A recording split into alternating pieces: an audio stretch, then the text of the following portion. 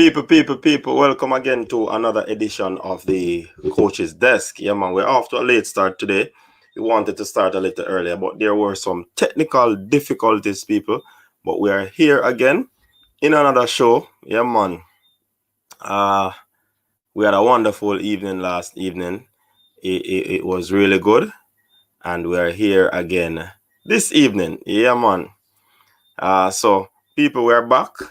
And we just want to discuss some stuff that happened today in sports. And as the title suggests, should Tyreek MaGee be playing in the big leagues? Understand? When you look at it, people, there were some very outstanding happenings today. Chelsea actually stopped City's quest for the quadruplet or the quadruple in terms of titles. Yes. You understand? So, I mean, Chelsea stopped them on their quest for 4 titles this season. So, I mean, City is down. I guess they are not going to be out. But it is what it is. Jamal Lowe, people, he continues to score. The man is on fire. Trust me. Barca scored some whole heap of goals. Some good goals. Even though they did not get the 3 points today, that was good for Jamal. He has fine form. Not only Jamal Lowe, but I mean, you have Aaron Rowe as well, another Jamaican over there playing in England. He was on the score sheet. You understand? So big up to these ballers, big up to the Jamaicans, and the big man, the baller, Bailey. Yeah, man, Leon Bailey was on fire today. He was in an outstanding form today. He played an excellent game, scored 2 goals and an assist. Trust me, Bailey does show up today. He was world class today, and we are happy for Leon Bailey. He got those 3 points there for his team, and it is a good look. Yeah, man. Big up to all the people that are coming in. Yeah, man. I remember the golden rule: like up the live, share the live. And of course, but we just want to get some things out the way before we touch into what we are going to be discussing in track and field today, people. Shelley and Fraser Price made light work of our performance today in the 200 meters run. I think 22.5 thereabout. She did excellently well. Elaine Thompson ran on a 100 meter. 11, I think 2. It was a good performance nonetheless. You have some good performances overseas at the Tom Jones Memorial Invitational. Yeah, man, some good performances there. You have a Justin Gatlin, people, 9.98. Andre DeGrasse, 9.99.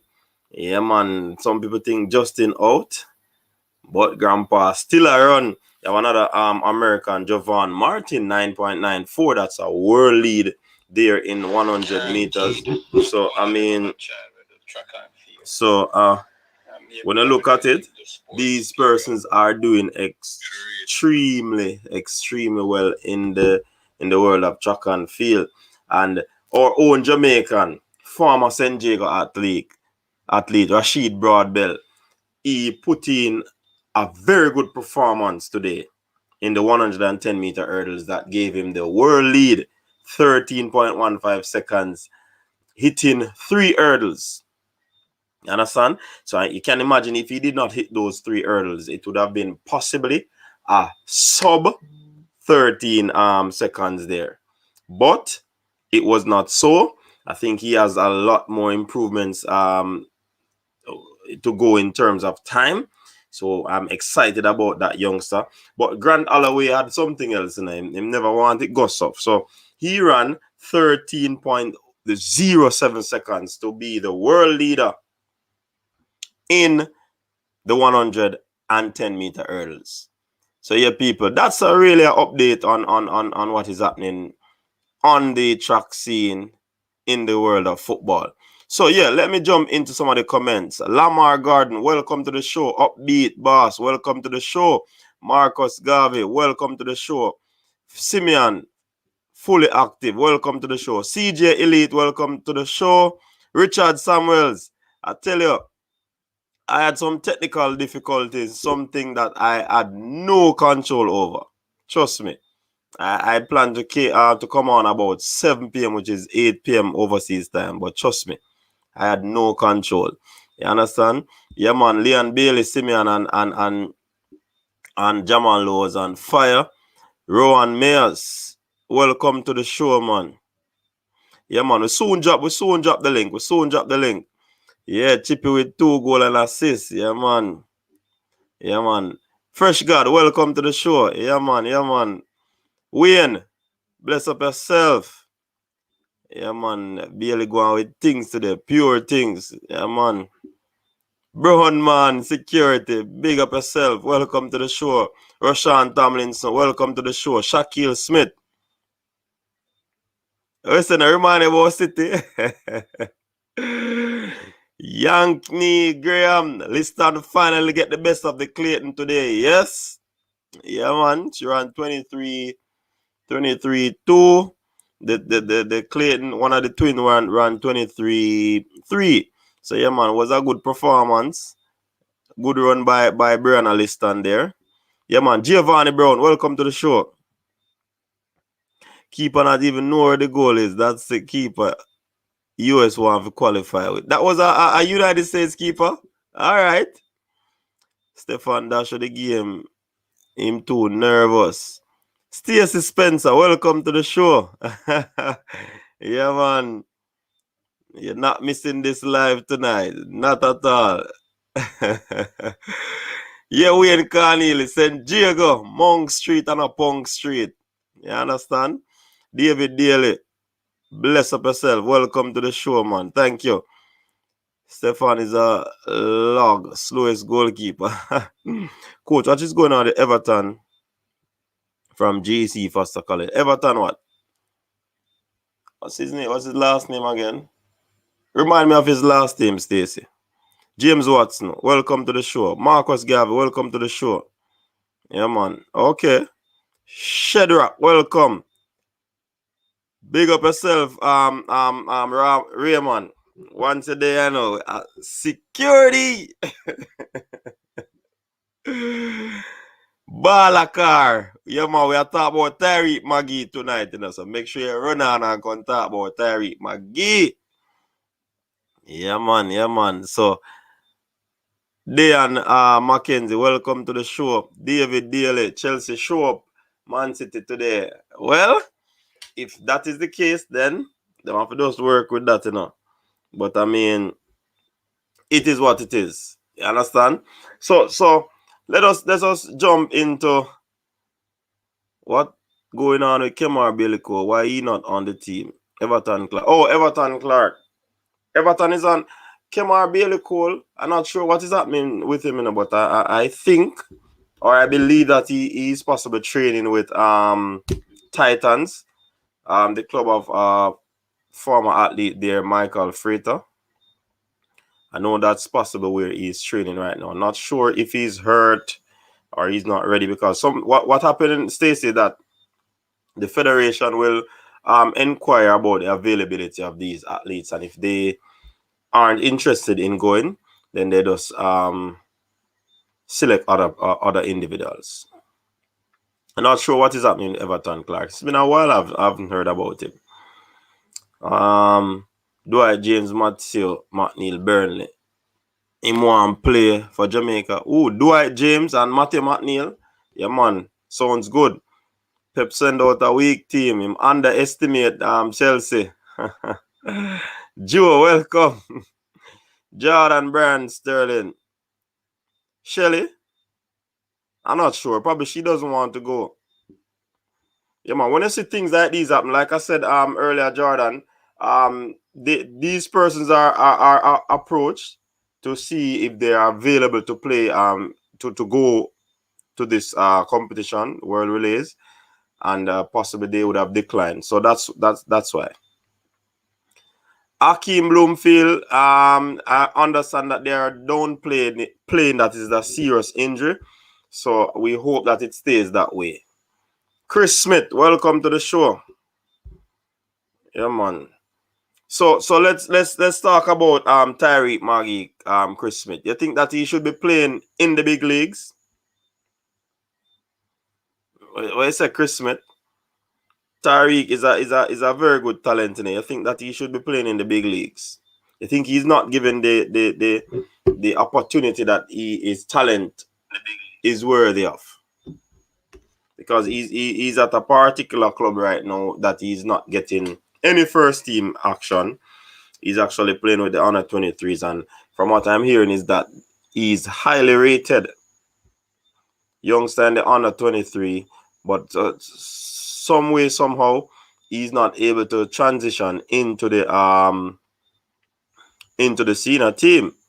So do you believe that MaGee is the real deal, or is he just was he just good at the high school level? You understand? Bless up yourself, Ricardo Fuller. Well, no Spanish manager has won Tuchel, so pray City and Chelsea doesn't meet. Coach would say Jordan for Chicago. You know, I'm not certain as yet, top 10, but look like something is on. Something is on top 10. But I've not gotten any information on his whereabouts right now, but something is on with Jordan Fletcher. Yeah, man, and that would be a good look for him. Update on Aiden or Anthony injury progress. No, they are still nursing. I think Anthony would be about 4 to 6 weeks, you know, still in that time. So we haven't heard in terms of any speedy recovery and all of that. But they're still ill or hurt. He has the ability, but I think something is lacking. What is lacking, Chris Smith, in terms of Tyreek MaGee? What element of his game is lacking? Because he plays very, very well. He's a good passer of the ball. He dribbles well. The only thing probably I would say he's not like a Traore type of body where in terms of being muscular and strong. But I don't believe Neymar is not muscular and strong, and he still exhibit strength in his game. So let us talk about it. I soon drop the link in the comment section, people. So we can jump on. Flex Supreme, welcome to the show. No, not yet. Him not prove himself yet in the Belgian league, even though other things are going against him. All right, so Flex is saying he has not proven himself yet to be a big league baller. So I mean, he probably need more what? The man is 21, soon approaching 22, and you have a 18-year-old Rainer from the United States who is playing big league football. So are we saying that he's way behind? Is that what you're saying, Flex? Stacey Spencer said, I don't like the day trade lineup for the Jamaica men team, but I understand what you're saying still. Yeah, man, I don't like it as well, but it's the availability of athletes, because I would assume that they approach the top athletes, and if they say no, you have to go down the order. You understand? So that's just how it is right now. And persons probably are coy going to these games, and their aim and objective for the season is to qualify for the Olympics. They don't want to go out and then they catch the virus, and you know what I mean?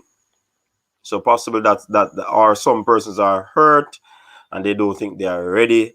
A whole lot of things. All right. Jordan says he's quality, but he's not getting no playing time. He's actually getting playing time, but it's not in the first team. So he's mainly playing with the under 23s, getting game time there. But I mean, in terms of the bigger thing, not to date. Upbeat bars, MaGee need a good Gold Cup and he can get a good contract. Yeah, that could be a thing as well. It will be good. It will be good to see him in the team. Jordan, Daniel Johnson is also injured at the moment. Yes, also Greg Lay is injured. So several of our players might be nursing at this time. So Joe is saying that Tyreek MaGee needs to get stronger. So he needs to get into the gym. He's very good. I see him working on some ball work, personal trainer thing. He's doing a lot of ball work and all of that. But you're saying, Joe, that he needs to hit the gym, go into the weights room, and get some strength. Top 10. Yeah, man. We hear that the coach is not one that thinks he's his favorite. But I mean, trust me, it's hard to believe that a youngster is playing so well in the under 23 and he can matriculate into the first team and he's not in the eyes of the coach. It's a tough one. That coach probably need let me not say that. Mark Plunkett, welcome to the show. The issue is the coach for the main squad. Yeah, man, we hear that. MaGee too one-footed. So you need to be able to use both legs. Aston Burke, welcome. Coach, if he was performing, he would be in the first team. Probably the players in that position is better than him. That's what I'm thinking as well. Because if you're doing so well in the under 23 and you're getting a lot of good reviews, why aren't you in the first team? We understand that some coaches might have a different plan for different types of player. But I mean, you're probably right. There are better players in the position, or you have good players in the position who is not dropping form. So it's very difficult for him to get out such a player. Stacey is saying Jamaican player playing Japan and Austria. Well, Tapa can beat Japan 2-1 again. Well, we understand, Stacey, that it's a possibility that we play Serbia and Japan in June as the next FIFA window. So I'm not too certain about Austria, but the 2-1 beating there would be good. MPEC, welcome to the show, man. Mark Plunkett is saying he's working hard but not getting the opportunity in the first team. I think he should move to another club in the same league and get some games. Go out on loan. He needs to be playing. I definitely want to see he needs some more games in first teams because that would help his game. You don't want him to be playing against youngsters and dominating. I want to see him dominating against big name persons. You understand? Is that Raymond, sorry. Let me see that from. Alright, let me see that. Alright, Raymond, big up yourself. Big up yourself. Blessings for the support, Raymond. Thanks much. Alright, let me get back up here. Comments on my fly again. Alright, Flex Supreme. But coach, if he's not transitioning and he plays good, there's something going against him. Probably it's the coach or something.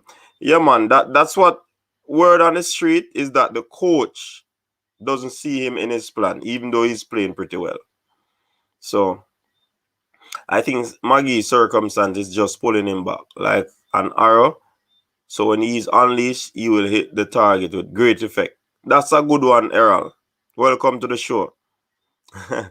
Yeah, Marcus, that was hilarious from Stacey. Demar, Tyreek deserved to be in championship.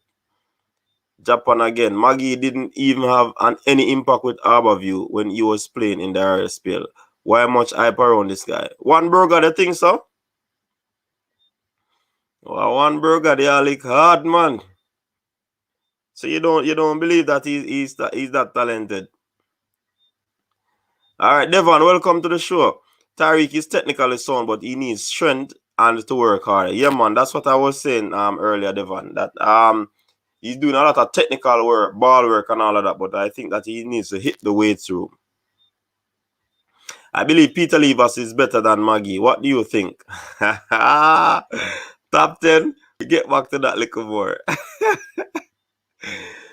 Coach, look at the 17-year-old at Dartman. We are saying MaGee is good, but if he was playing better than the players in that position, he would definitely be getting the team. I think so too.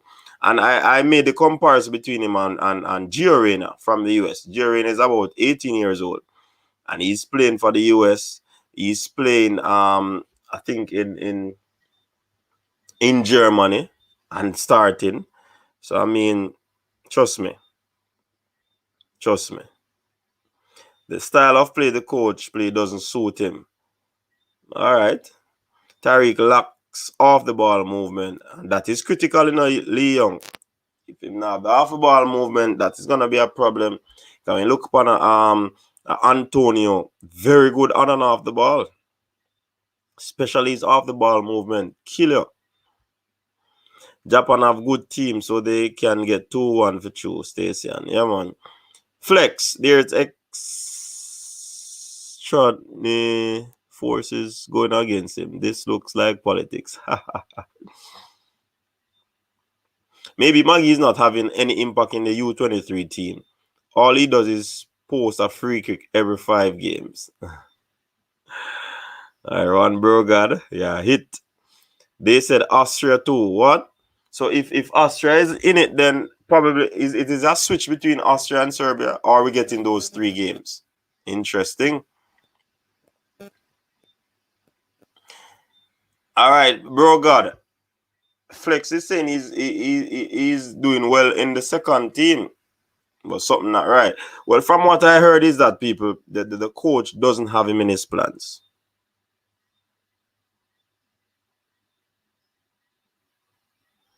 They say we're leaving out Peter Lee, Vassal. But Peter Lee is not playing any football. He doesn't have a club, And I feel same fair play ball. Because in order for him to transition, in order for him to get better, he has to be playing regularly. And that's the same thing I believe with Tyreek MaGee.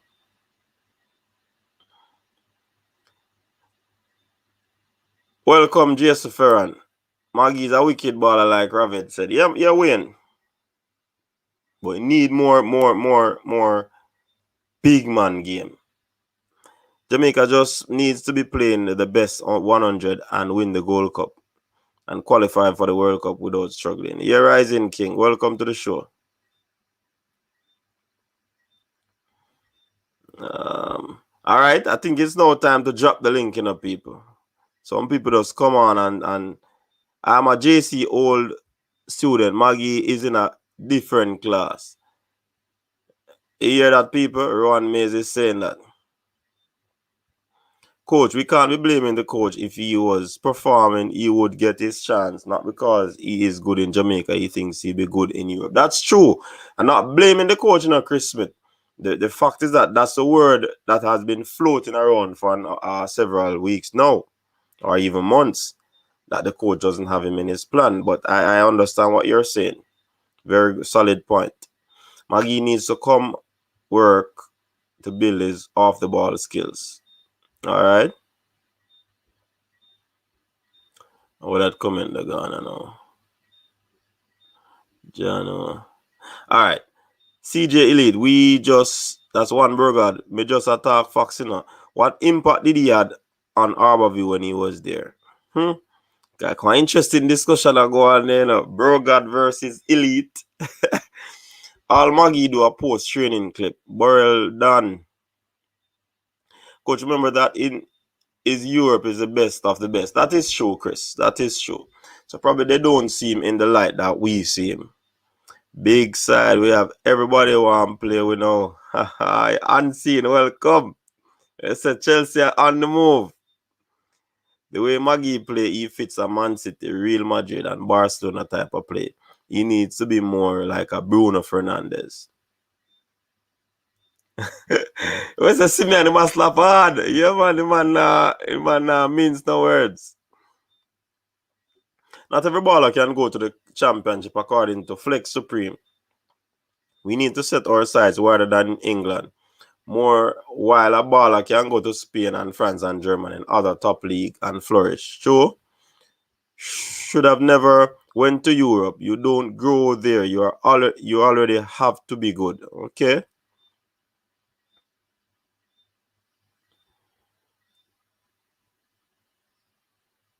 Oh, about that brace and assist from Leon. Leon scorch a place to them, man. We mentioned that earlier in the stream, you know. Yeah, man. We mentioned that. Who is that? 100. We mentioned that in the earlier in the stream.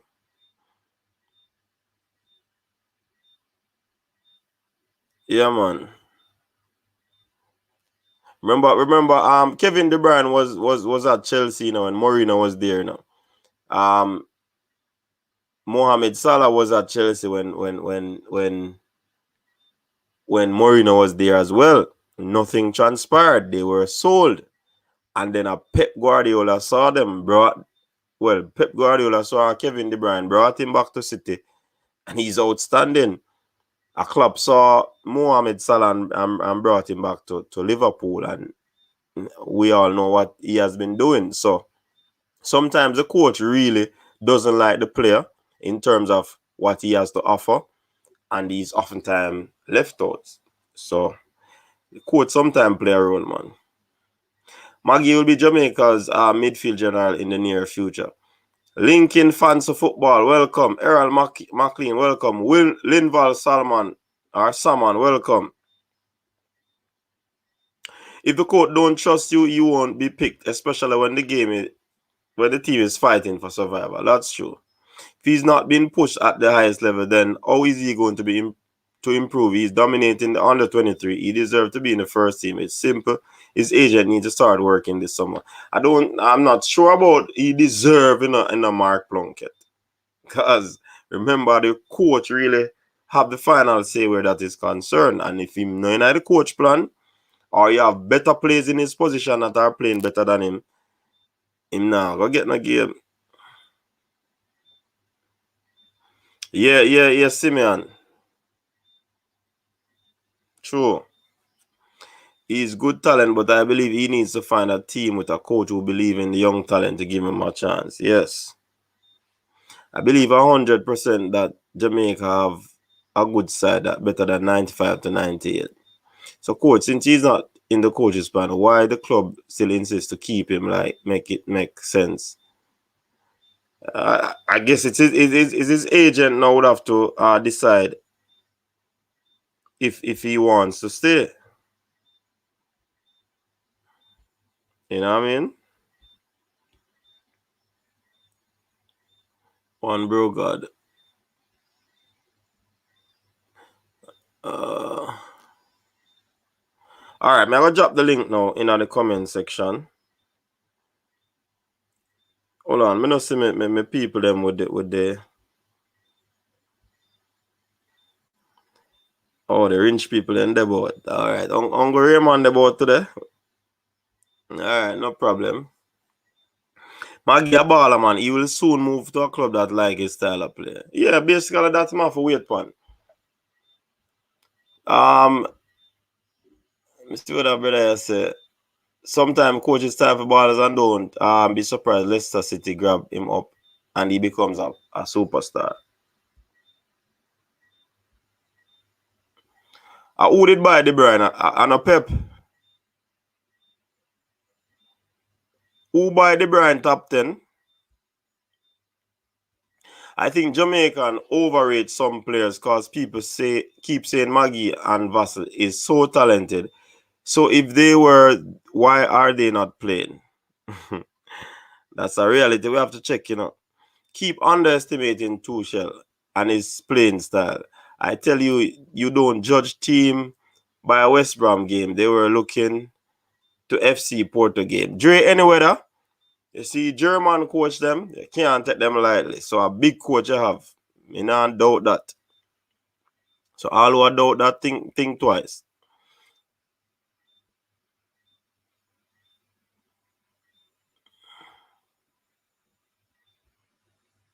Yeah, Sham 6. Him should I get a loan deal and just go play some ball for our next club and then whatever can. Okay. All right. Sound like you're a City fan, top 10. I am certain that I believe that Pep bought him, but stand corrected.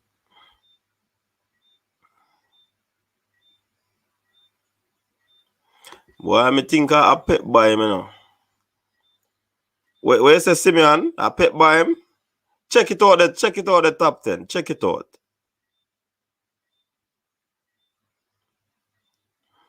Check it out there because I'm sure Pellegrini by the brand. Okay. Alright, yeah man, yeah, City man them are coming in now. Unseen, yeah, City man them are rolling in now. Them are defend the whole Kevin De Bruyne thing.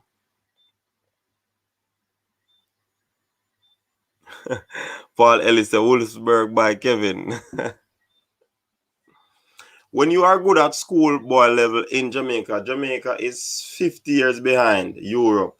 Most of these youths we are saying are good can't even make it in the USA. Look at Jamal Tope. Boy, may I tell you, say it Chris Alec hard, you know, but when you look on it still, you know, there's some truth, you know.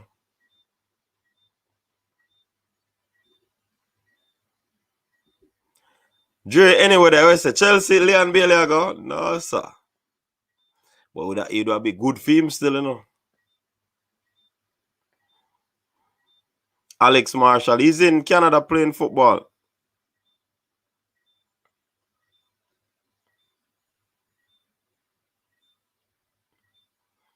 Marshall not as good as MaGee. Topi now play bad. Is Topi playing at a club now?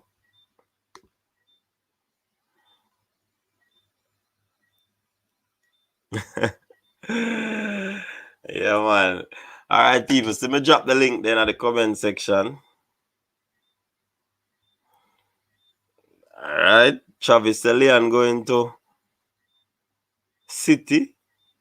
Spurs are United.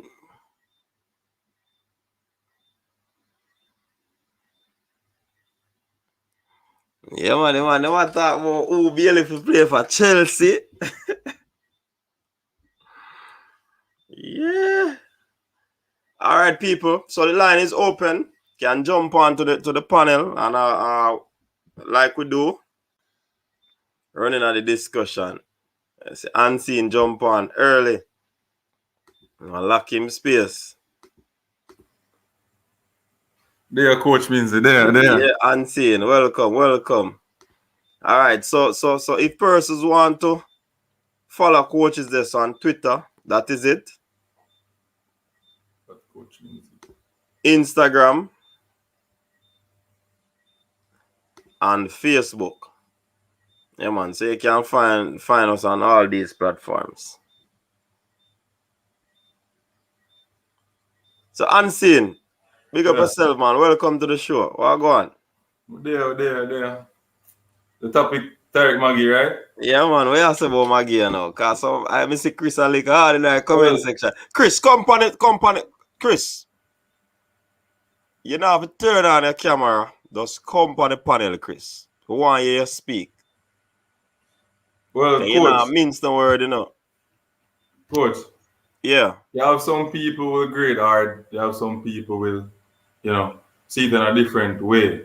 But you have to remember, Europe have a lot of talent. And if you are a Jamaican going over there, as what Leon Bailey said, you have to be better than them, like 5 steps better than them, to get the advantage over them.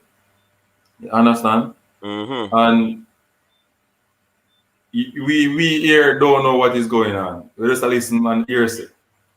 And based on how he performed for Jamaica in those friendlies, show that he's improved a lot. Mm-hmm. Especially against US, the game where Nichols scored the forward shot. When he come on, you can see him pass the ball, well him move the ball. He pile the man on the field. You understand? So him game develop, and then when you listen to him live and you hear him talk, you didn't know that when the camp they keep out here with all them players that like Morris and all them players. He beat him in a beep test, beat all of them in a beep test. Beat Leon Bill in a beep test. Who did that? Tyreek MaGee. Yeah. Live, him tell you. Right? And that's why Whitmore pick him and put him in the Gold Cup team. Yeah, man. Right? So he's a hard working player. It's just that he needs time Mm-hmm. I think the coach or coaches at his club should give him a chance to prove himself in the league. And look at Jamie Vardy. Almost give up football. Mm-hmm. You understand? So I think if MaGee get a chance to play for one of those clubs, he will do a great job. Just time. He's a hard working player. But Sham Six is saying in the comment section that Bill is, even though you say he's a hard MaGee, sorry, even though you say he's a hard working footballer, um his off the ball movement is not as good as it should be. It's And half that's the ball critical movement. for a footballer, you know. It's half the ball movement. Yeah. No, I don't see. I don't see that. I don't see that. All right. If you watch the game against US, the last one, when he came on the field, you can see him a move. He move very quick and receive the ball properly. Him hardly have a turnover. The last couple of minutes him have on the game. And see Paul, our next person is saying the same thing. Um Paul is saying that Tyreek MaGee on the ball, but off the ball he's not. He's not. He need to work off the ball. And linking fans to football is So saying it's not about the talent alone. When the you the check out question Jamaican players lack the technical abilities required. the And once question he continues to work, then he will flourish. the Because question I as want we to did a ask you. discuss, last night, unseen sports. Remember, we have been saying that our football is way behind, Just So when a 17 and a 18-year-old player in Europe is mastering some skills, we have to put in extra work in order to master that, because possibly we weren't we never learned those things as a youngster growing up. You understand? So I mean, that is something to look into. Leonardo, welcome to the show, man. That's good. Yeah, man. As it pertains to Maggie, do you think it's the position, the number 10 position, not many teams use a number 10 again, like most teams use a box to back number 8. So do you think that is one of the major problems for him not playing? That could be a problem, and a very good point, because many persons probably think that the coach don't want to use him, but it's a system that the coach plays. And like you rightfully said, the coach probably need a box to box player. Yeah, because even though I really like Manchester United alone with Bruno as a real number 10, Mm-hmm. the Brothers team are like two central or three Yeah. midfielders interchanging. Yeah, man. A good point that Leonardo. Very, very good point. So coach so means so it.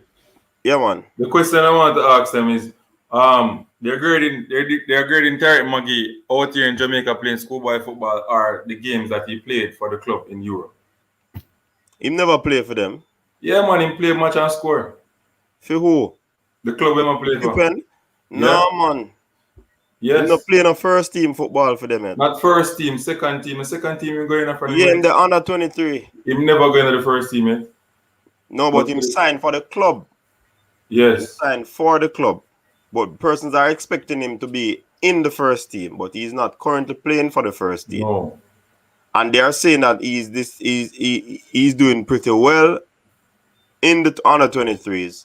So why can't he get a play in the first team? That's what persons are advocating for. Yes, but my question is, the people in the comment section there are grading him so bad that I'm wondering if Not everybody, not everybody. I'm wondering if it's from high school or the club he's at now. No, but you couldn't grade him bad from high school. He was extraordinary at high school. Yeah, but he never tackle high school. He never tackle to the ball. True. Never tackle. When him give up the ball, him stop play. Yeah, because as Leonardo said, he's more of an attacking mind midfielder, So that's why in terms of him running back to tackle and all of them things, that wasn't a part of his game. So it's a possibility that is something that is lacking in his game. is not forthcoming, that's why probably the coach now use him. So sometimes the coach wants a particular player a particular way, you know. And we are just sitting back saying that him good, him good, him good. But what aspect of his game is good? But coach, Yeah. he came in alive the other day and talk about that part of his game that he's working on it, and he sees improvement there. Yeah. To tackle when he lose the ball, run back and help and defend. Yeah. And one person to highlight and talk about that is Neymar. No Neymar play. Neymar never used to tackle for ball, you know. No. What he not playing at the Champions League game? You see Neymar hustle and a make back tackle. Him not just a help out in the attacking third of the field. He might come back and a help in the defensive third or the midfield. So that is a part of his game that he has improved. So if Tyreek MaGee know that is his weakness and he might improve it, that is good. So once he continues to work on it, the sky is the limit. Because no player is perfect, you know. He always have a weakness in a player, you know. That's true. And the player have to really see that and want to improve it. And if him see it and try to improve it, that is a good look. Because obviously he realized that in order to be great or greater than he is, he really have to work on that part-time game. You have to. All right, so before we move on, see a comment here. Top 10 is asking who better, Peter Lee or MaGee? Leonard, you want to answer that? Well, I watched the Costa Cup more, so maybe I saw Peter Lee more, but it's not really about who is better. It's just who Jamaica really think could make it at the highest level. It's either Peter Lee or Tyreek MaGee. At this point in time, think I will lean to because lean to I who? think Who you lean lean to? towards MaGee. Okay. At this point in time. For that type of play, I think coaches will like that player more. But although the persons in the chat might think that the coaches in Belgium do not rate him, I don't think that really is a problem. I think it mostly be the system. Because even earlier when you guys talk about Kevin De Bruyne, it was until Pep, he was just a number 10 that do creative stuff. It was a football player that runs and track back and do all the work. Now he's had all of those things to his game and he has become a better player. So maybe it's that really what they want from Tyreek MaGee. But I think it can work as it is, but only in a perfect system with two holding midfielders to support it. Yeah, man, well said. So people, when you hear that, Leonardo is saying that we might be thinking that Tyreek MaGee is well, he said that Tyreek MaGee is better than Peter Lee. But we might be thinking that Tyreek MaGee should be playing in first team. But when you look at it, is overall game. Remember, a coach now gonna put a ball in him team, knowing that he has a deficiency in a particular area, and it is going to cost the team. So you have to look on that. If he has another one or two players that are actually playing that position and doing what they are supposed to be doing, rather than put MaGee in the game, and then you still have a little hole in your midfield where he's not covering. So I mean, possibly that is a reason why he's in the predicament that he's in. Unseen, what do you say now? Which one is better?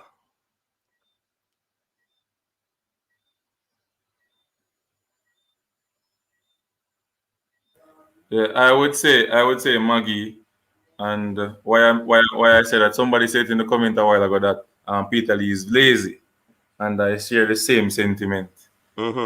Peter Lee also to me is lazy. He's not a speed player. MaGee have that burst of speed, that extra, like when he attack the back line, him have that extra burst of speed away, and him can lay off the ball. Him also can kick the ball pretty well from a far distance, and his dead ball kicks are class. Yeah. Quality player. But um, Peter Lee, Peter is a good player, still, but just lazy. And maybe that's one of the reasons why he's unemployed right now. I don't know. Um, both of them have room for improvement, but Yeah. Tyreek MaGee is my choice. But I see a comment there from Chris now. Chris, remember we needed to join up the panel, you know. See that try join, but it has said disconnect. But when Ricardo Gardner got that contract to go to Bolton Wanderers, did he get the opportunity to go straight into the first team? Who remember if Gardner went straight into the first team? All right. So while we think about that, big up yourself, Ian. So Chris, did he go straight into the first team? Ricardo and the both Ricardos, Gardner and Fuller, when they were brought over to England. I see persons bringing in Lamar Walker into the mix. Nicholas Vernon said Lamar Walker out to do both Vassal and MaGee. He is one of the few J players who is fit and play with tempo, both sides of the game as well. All right, so another spin to it. Nicholas is saying that Walker is better than both of them. I wouldn't say it's better, but he's definitely a more explosive player than them. All right, so Leonardo is saying that he doesn't think Walker is better, but he thinks that he's more explosive than the other players. Errol MaGee is a ball possessor, yeah, that is good enough, but there are many aspects to an attacking midfielder rather than just possessing the ball, or a Peter Lee who pass the ball very well, or you take a free kick or a shot. There are many more elements to the game. So we can't just be using he's a good ball possessor and all of that. There are aspects to the game that needs to be improved, and possibly that's the reason why he is not in the thick of things. Joshua Simmons from the United States. Boss, a 4 I'm coming tonight, you know, unseen. 4 eyes Joshua coming tonight. I see him put 4 eyes in the chat. Welcome, Joshua. Big up yourself. Tennessee saying that the man went MLS, then put a USL. Now him no have no club. So how him baller? How him a baller? I watch every game Jamaica play. Although I can't see what you're talking about. I think him overrated. Well, Tennessee Lewis is saying that he thinks that both of those players are overrated. Because I think that he was aiming that at Peter Lee Vassal, because he went to LA, went to USL, and then he's out of a club. Flop. They are saying that if he was good, why couldn't you hold on a contract in the MLS? But that also have different aspect of it as well, because you know the whole thing. The Jamaicans are graded harder than any other countries players when it comes on to MLS. If you notice, one time Jamaicans used to full up them MLS, you know, it's kind of slowly dwindling. You understand? So Tennessee, good point, but there are other variables that probably contribute to that. Top 10 say, I say Vassal lazy. And if you go watch Gold Cup 2019 and tell me if him lazy, yeah, because remember him did that squad there and he did a play. No, So, but top 10, if you understand, say, we no doubt Peter Lee, no doubt Peter Lee, none of that. None of that. Me certain, every Carnival match, league up, me I watch say to Peter Lee. It's not that I don't like the player, but at the moment, it is Tyreek MaGee. I'm not saying can't come better than MaGee, but at the moment, MaGee have more promise. all right, well said. I was morely watching Jordan Fletcher more than Peter Lee at high school still. Fletcher was more excited than him. Yeah, but Peter didn't bring his swag still, man. You know? Yeah, The goal scorer, the goal scorer. Yeah, we know that the key goal scorer. Yeah, man. So they're saying that Gardner went straight into the first team. So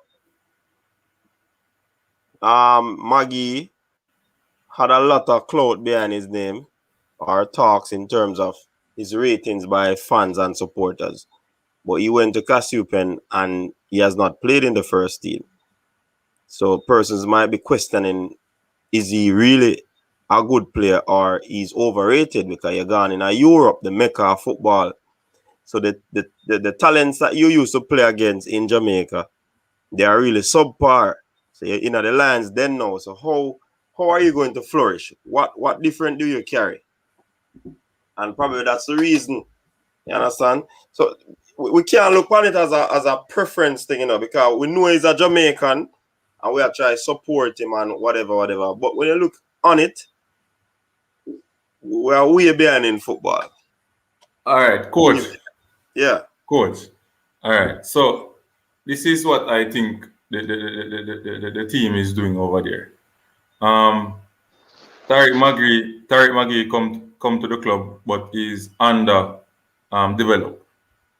So they find out that he has faults in terms of if him turn over the ball, he's not gonna go back feet and all them something. But he will score a free kick and do other stuff. But I am is development is at first for me as the coach. So I send him to the under 23 team to develop more.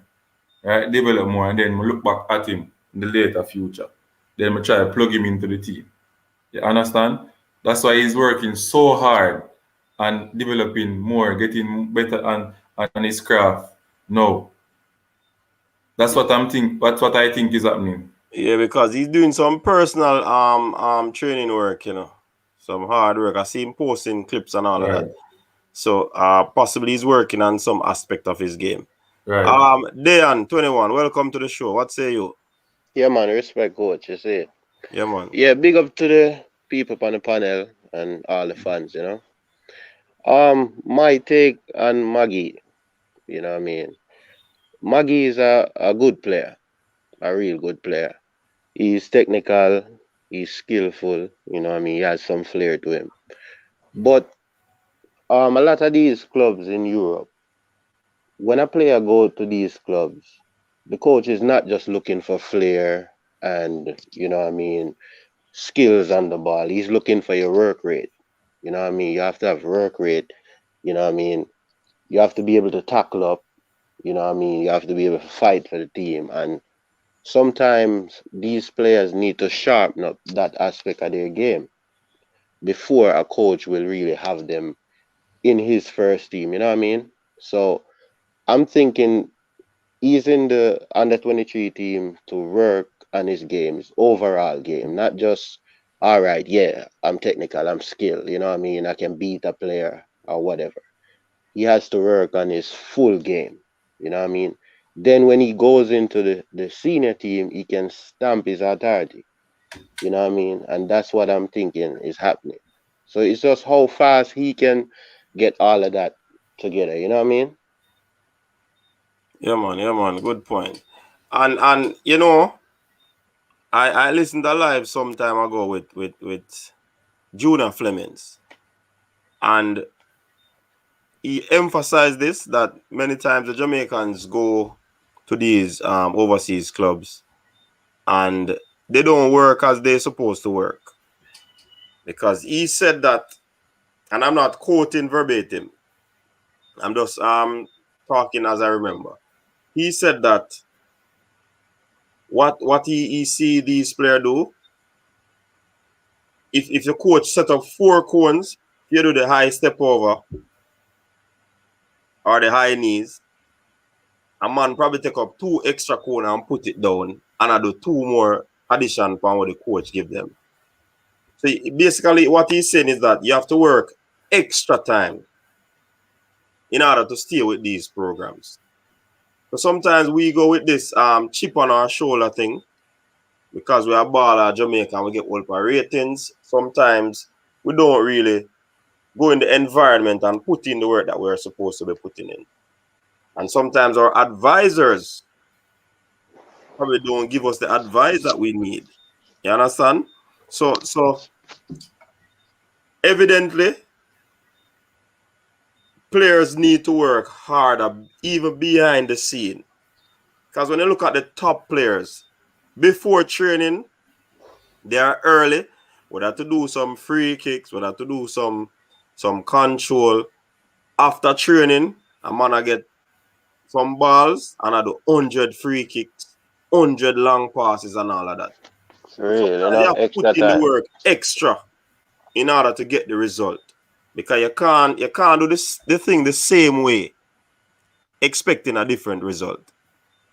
You understand? You have to be innovative. You have to be set above the rest. You have to work hard. You think Ronaldo is the most talented baller in the world? The man does work hard. He work very hard. So I'm not sure. I'm not saying that MaGee is not working hard, because I see clips where him do some extra work.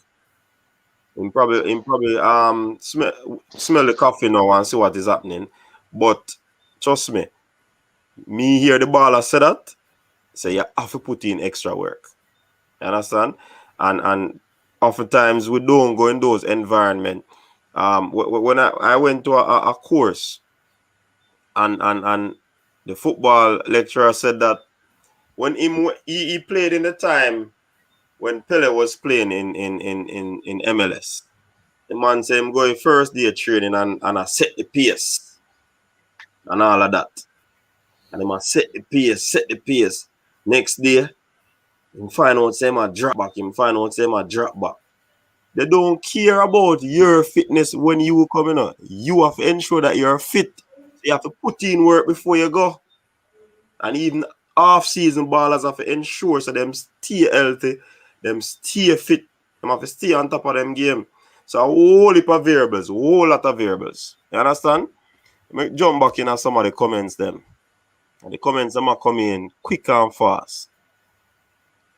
He's not in a bad team also. If you never believe in him, they would have loaned him out also. That's true. Good point that Dre. Anyway, you guys say Peter Lee was turned down by MLS and USL. Didn't Ravel get turned down by many team, but yet still Ravel is the best midfielder for Jamaica. All right, top 10. We see I'll throw some job there. Coach Karoom, welcome to the show. We need to tell these players, if you not decide to work hard without the ball, it's going to hard to get a contract.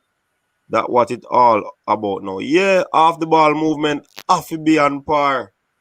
You see, me and somebody saying in the comment, I don't remember, say he's a very good ball handler and he possesses the ball very well. Probably them like that about him game, you know.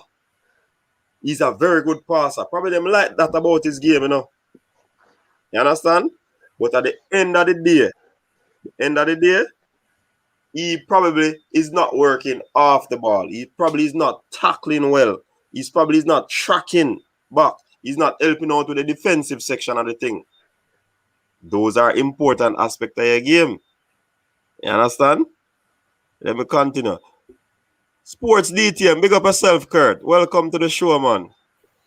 Welcome. Sports View. Belgium only see black players as big, fast, and strong, not someone who full of skills and technical ability. All right.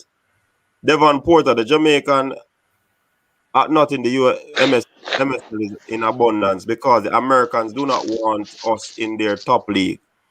Do you remember how many Jamaicans were in the MLS and we give the US team problems when we play them? Yeah, man. That's one of the reasons. Yeah, we definitely believe in that too, coach. Yeah, we definitely believe the MLS stifle Jamaican players. For real. Mm-hmm. Yeah, definitely.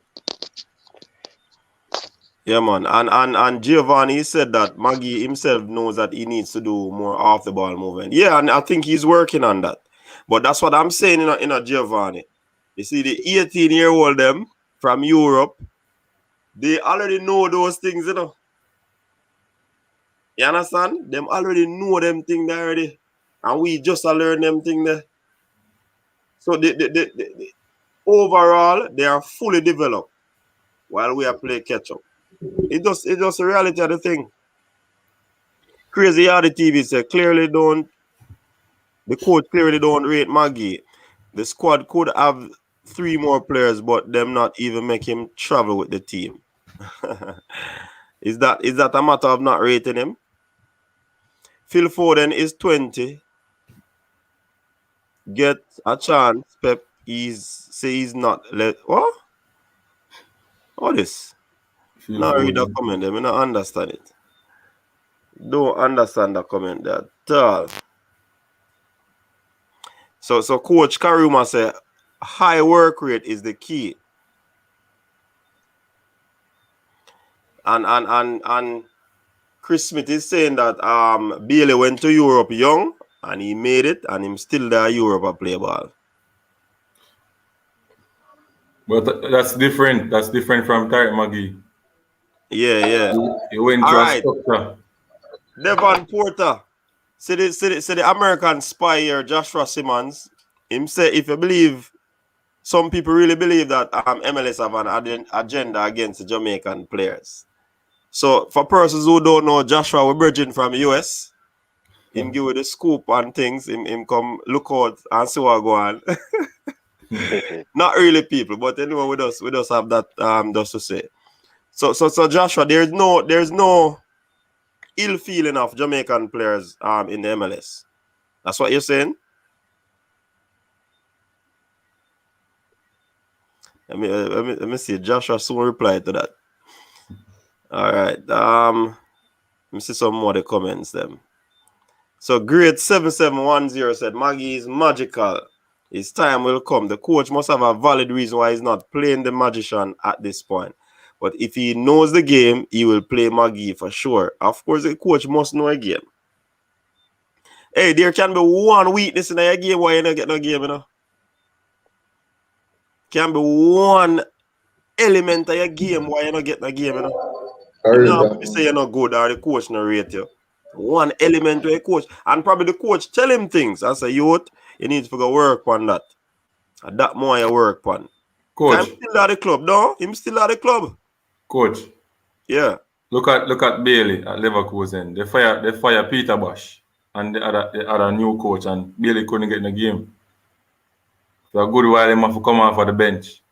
True. And him get him opportunity now and improve, say, oh, I'm me the man. Mm-hmm. You understand? So basically that's what Tyreek MaGee needs right now. Yeah, man. But him have to wait in turn. I believe his time is going to come, but he have to work on some aspect of game that is critical as a footballer going forward. You know what is the thing though?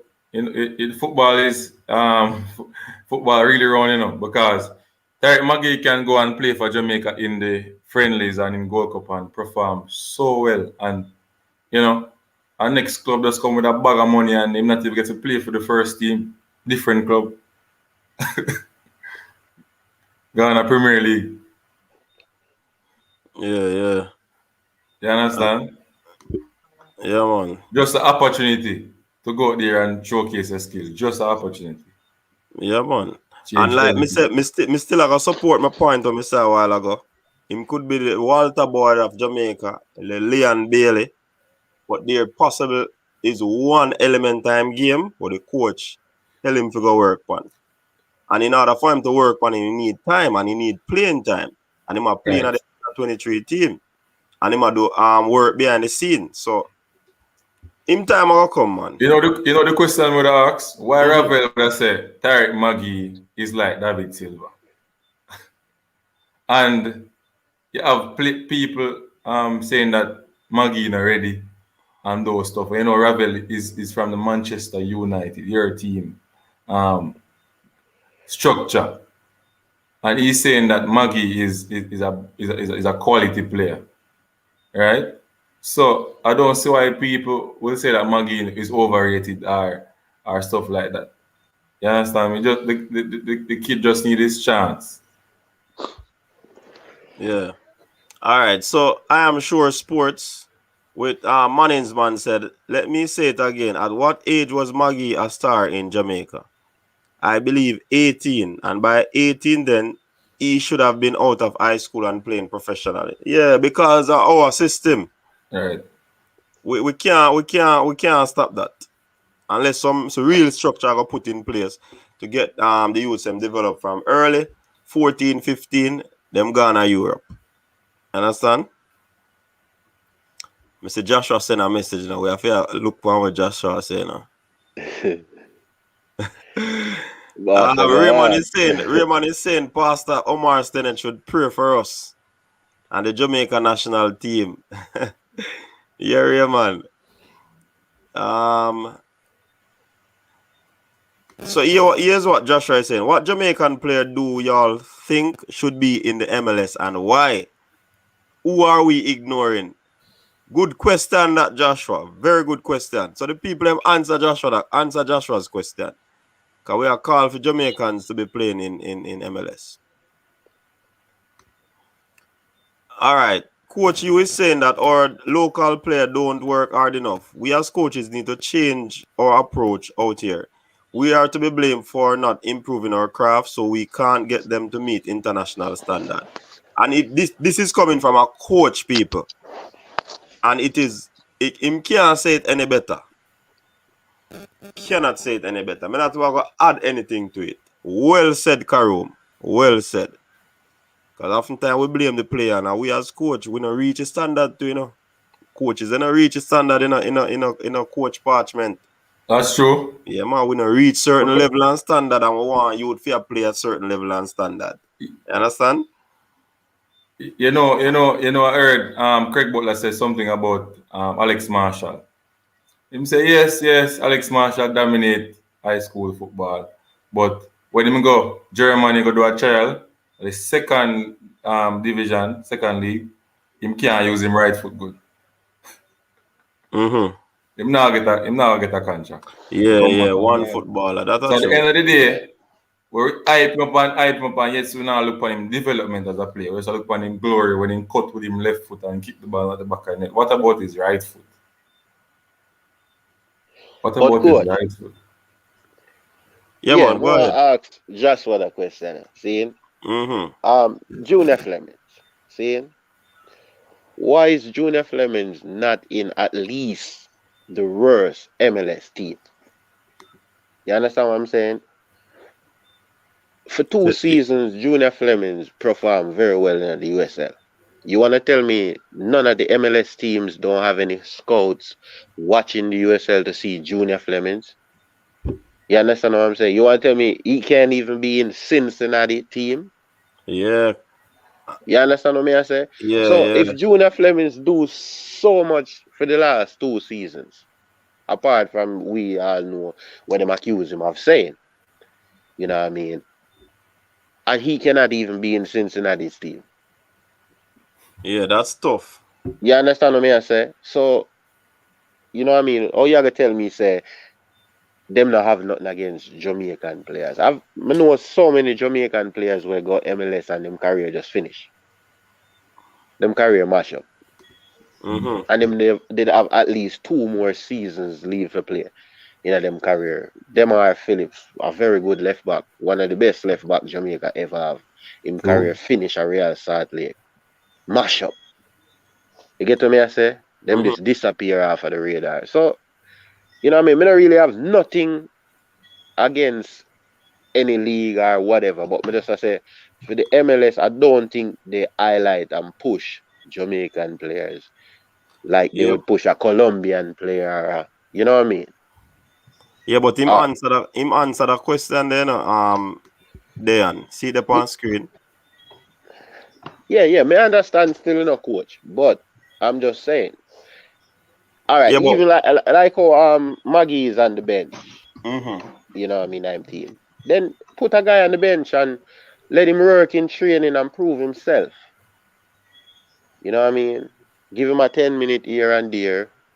You know what I mean? Yeah. If he do good, then a lot of players, were in at the starting level for a lot of teams, them started coming off the bench, Them never just walk into the first team. You know what I mean? Yeah. Yeah. Good. Yeah, coach. Good Yeah, man. evening, one and all. Yeah, man. Welcome to the show. Yes, I am sure sports. Very good discussion. I mean, I like the different angles, and sometimes I feel like, probably the GFF need to hear all the discussions going on online and give them some ideas. Um, you understand me? But one of the things I realize, and this is one of the problems I have, because I mean, I played high school football and then I was at Constant Spring. Those times, I mean, when I played under 12 for Jamaica, for example, with Omar Murray, Chris Brissett, you used to have a thing with the Miami Classics, we used to go representing parishes. Here's the problem I have, right? A lot of the things in our high school football, a lot of the teams, they are designed to win the league, which I don't have a problem with. It's not designed to develop players to play professionally. It is designed Right. for the players to win a cup. So when you have a MaGee at 19, I would call him a star in high school football. A lot of those games, he's playing against a 16-year-old because that guy is at a school that don't have a sixth form. So that guy is 16 or 15. He So probably it's plays, class. he's underdeveloped. When I Phil Foden, when a Ryan Sterling was 17, he was in the Liverpool senior team. First team, yeah. Yeah, Bobby Saka from Arsenal is in the Arsenal senior team at age 17. Now we are talking about a 20-year-old who doesn't see the importance of running off the ball. And then we are saying that he should be playing in big leagues. Those two things don't go together. So what we need to do is when we spot a talent like a MaGee, it shouldn't happen again. Let MaGee be the example to Jamaica. When he's 16, we must find a way of taking him out of this high school system, get him into either a Premier League club or probably the college system in the States, that he can get drafted into one of the MLS teams or into one of the academies overseas. Yeah. But to keep them in Jamaica is a waste of time. It's 2 years of winning Manning Cup and the Costa Cup, but not understanding the rudiments of playing football in Europe. So when they go there, it's like the Europeans already have players with skill, not as skill as MaGee, but they have everything else except a deadly left foot. What do you think they're going to do? They're going to work with the players from Europe. We already are at our advantage being black, being poor, not being a footballing nation. So when we go there, we must at least have the mental part of the game already, knowing all the technicalities of the game before we get to Europe, or else we're going to continually be left behind. I don't know if anybody else, have anything to say on Man. that. But That's some All right. good points to make. But the thing about it in the Mannings, man, what really happened? I think high school football is more about bragging rights rather than some people might come to the system and you might find a diamond in the rough. But it's all for me. I believe it's about bragging rights for schools and all of that. Because if you think about development, you can't develop players in 3 months. I know players who did not play any sport in primary school from the grassroots level, and when them go high school, them start to come football. How many things you can learn throughout that period of time? You know how much things you have to learn. I remember, the Europeans have them academy and them things there. 7, 6-year-old, 5-year-old in our academy, learning systems of play, learning a whole lot of things pertaining to football. So I have a football manual from a particular club. I'm not going to call the club name. I have a football manual. Seeing? And you see the manual, it actually teach the players everything. You see them step over and them Ramos and them something there. I teach these things in a academy. Them teach them how to tackle. Them teach them how to dribble in various ways. So it's not like a man does see a youth and him can play ball. I will put him in a forward position because he's fast and he can run left the other look youth them. And him go kick the ball in the back of the net.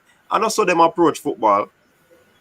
So at the youth level, the grassroots level, we need more qualified coaches. Because if we don't do that, when them up to the next level, them not going nowhere. Them not That's going very nowhere. true. That's very true, coach. So it's like say So for example, you reach high school. You reach high school and now 13, right? 14. You know how much years behind you are because you weren't developed at the local at the grassroots level. A whole per years behind. Say for example, 7 or 8 years behind. So you are gonna be left out. And these are the things. So we bring up some youth in the high school, train them.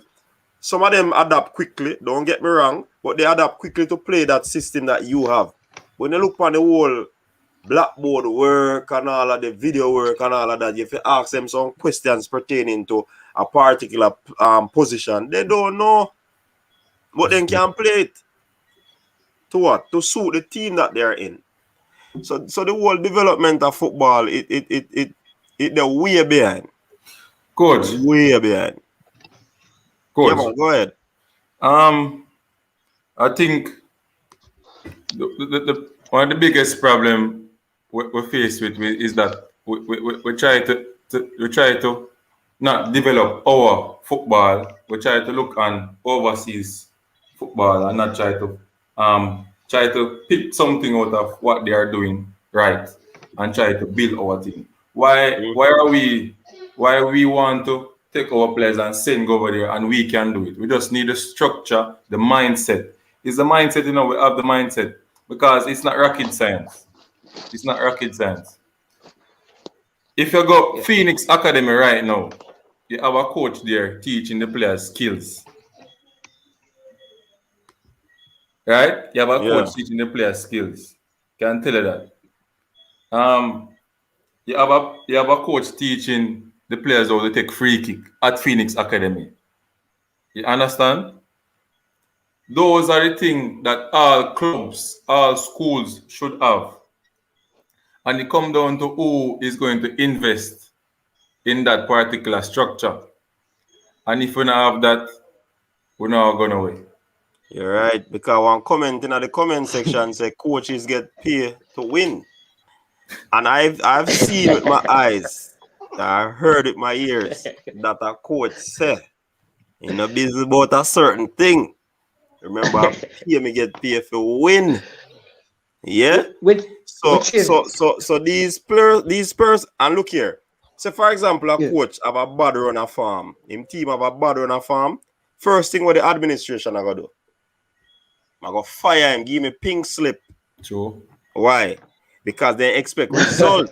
So high school football is about result. High school sports is about result rather than development. Right. Until the powers that be put in some infrastructure where you have academies. You see a few coaches that try to do academies and all of that, but then still lacking in terms of the whole overall structure. You understand? Technology. Whole heap of things will lack. Mr. Man with a 50 year behind. It's the investment to get the right technologies in, the heart rate monitor, the GPS tracker, the different cones and agility ladders and stuff like that. Those are the things that the players need. Coach, you know that when so I started just to help youngsters, right? I started a team here in Jamaica, and I started finding some youngsters and helping them doing well. But I found some guys who were in high schools, right, in Jamaica here. One was a captain of a school, not going to call that name, but they took him from my club because he was excellent, brought him to the high school. When he was in his final year, he was in the upper six, so he had to do like Cape level 2, I believe, and we paid all the money. The school said he had to move out of the dorm and go back to the parish that he's living because they had to get in new recruits. All right.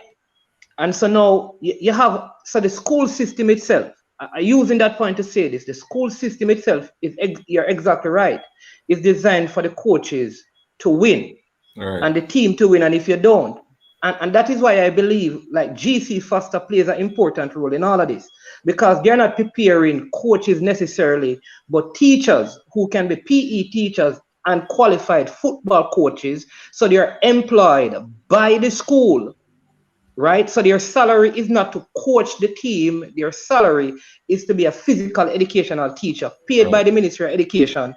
And then because they have the coaching skill from GC Foster, then the JFF gives them a stipend to help with certain development And I would say probably at the primary school level. And I tell you why. So when I started the team and I came back with all the stuff I learned overseas, and I asked the players, what is the purpose of dribbling? You know that I had players who were captain in Manning Cup. The team went to the semi-final and they could not explain to me. When I said it to them, when I said what are the 3 key things in defending? So we have a meeting and I sit down. They could not tell me. Man, I tell me, say tackle. Make sure say the man no pass you. Nobody know about press, cover, balance. Them say, no, man. You just don't make, I'm telling you, you know. And this is not no years ago. This is recent. I give you Pele Wilson. When Pele Wilson was at Charlie Smith, you know how much goals he was scoring? First game, he played for Jamaica. He scored against Norway. You remember that? Mm-hmm. Yeah, man. All right. What happened to him? Where is he now? All right, coach. You see like how him bring up that point there? Mm-hmm. Because from him come on and he must speak the truth. He must speak real thing. You see Yeah, me? man.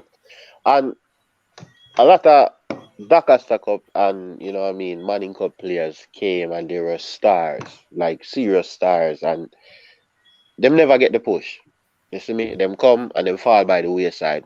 I don't know if you guys remember Georgina James. Yeah. Georgina James was hot property. You know what I mean? He got 1 cap for the national team against Cuba and him score. I think he was 16 or 17 And at you the don't see time. him I don't again. remember him age. But have you ever even heard about Georgina James after that? Him there foreign. All right.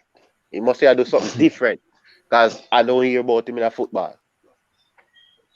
You understand what I say? And how many other players, you know what I mean? Javani Sims, I think he used to play for Charlie Smith or one of them team. You know what I mean? I know him play Premier League football in Jamaica right now. But them man that used to score tons of goals. You know what I mean? And them never really have any agents. Them never really.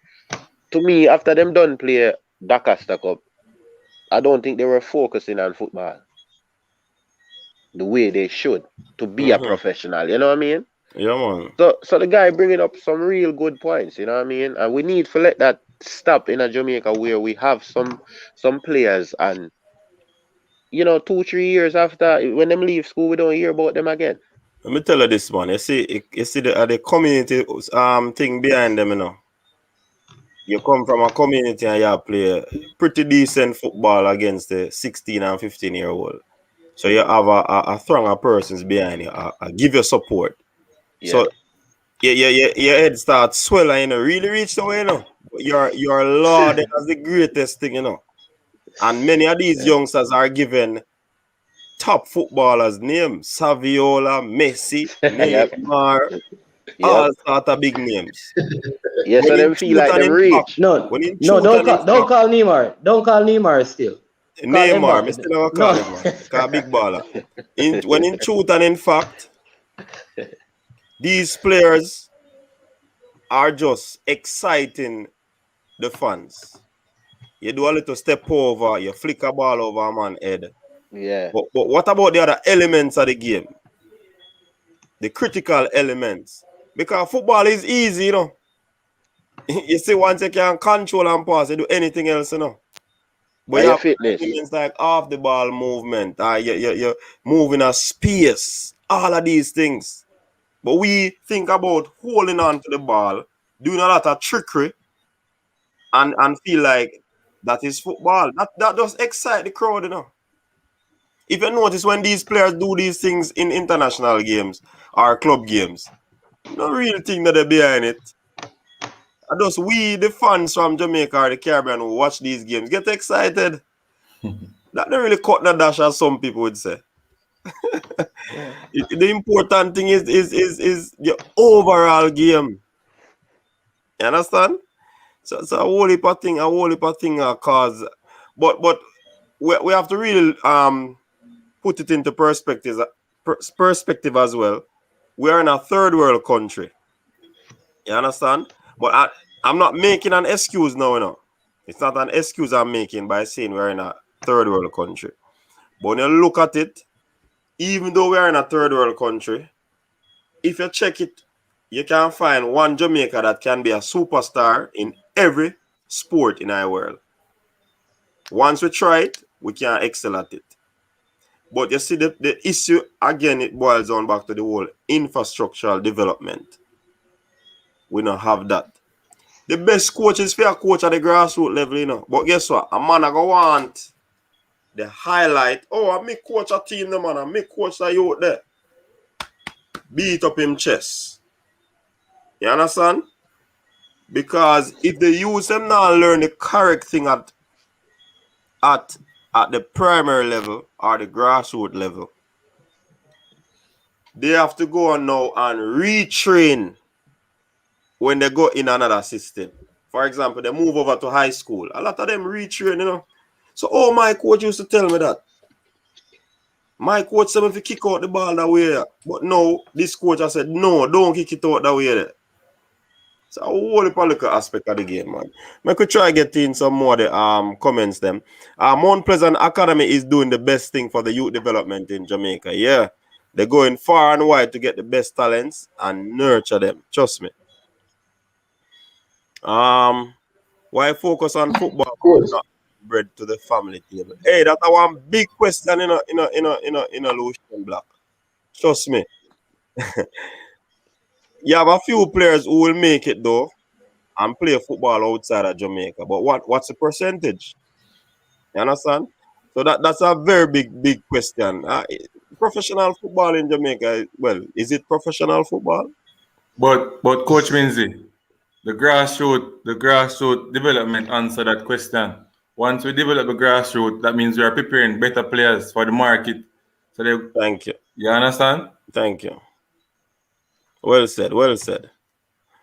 All right. So Flex is saying that we need academies from the National League teams, but remember, them not have the funding like Mount Pleasant. That's true.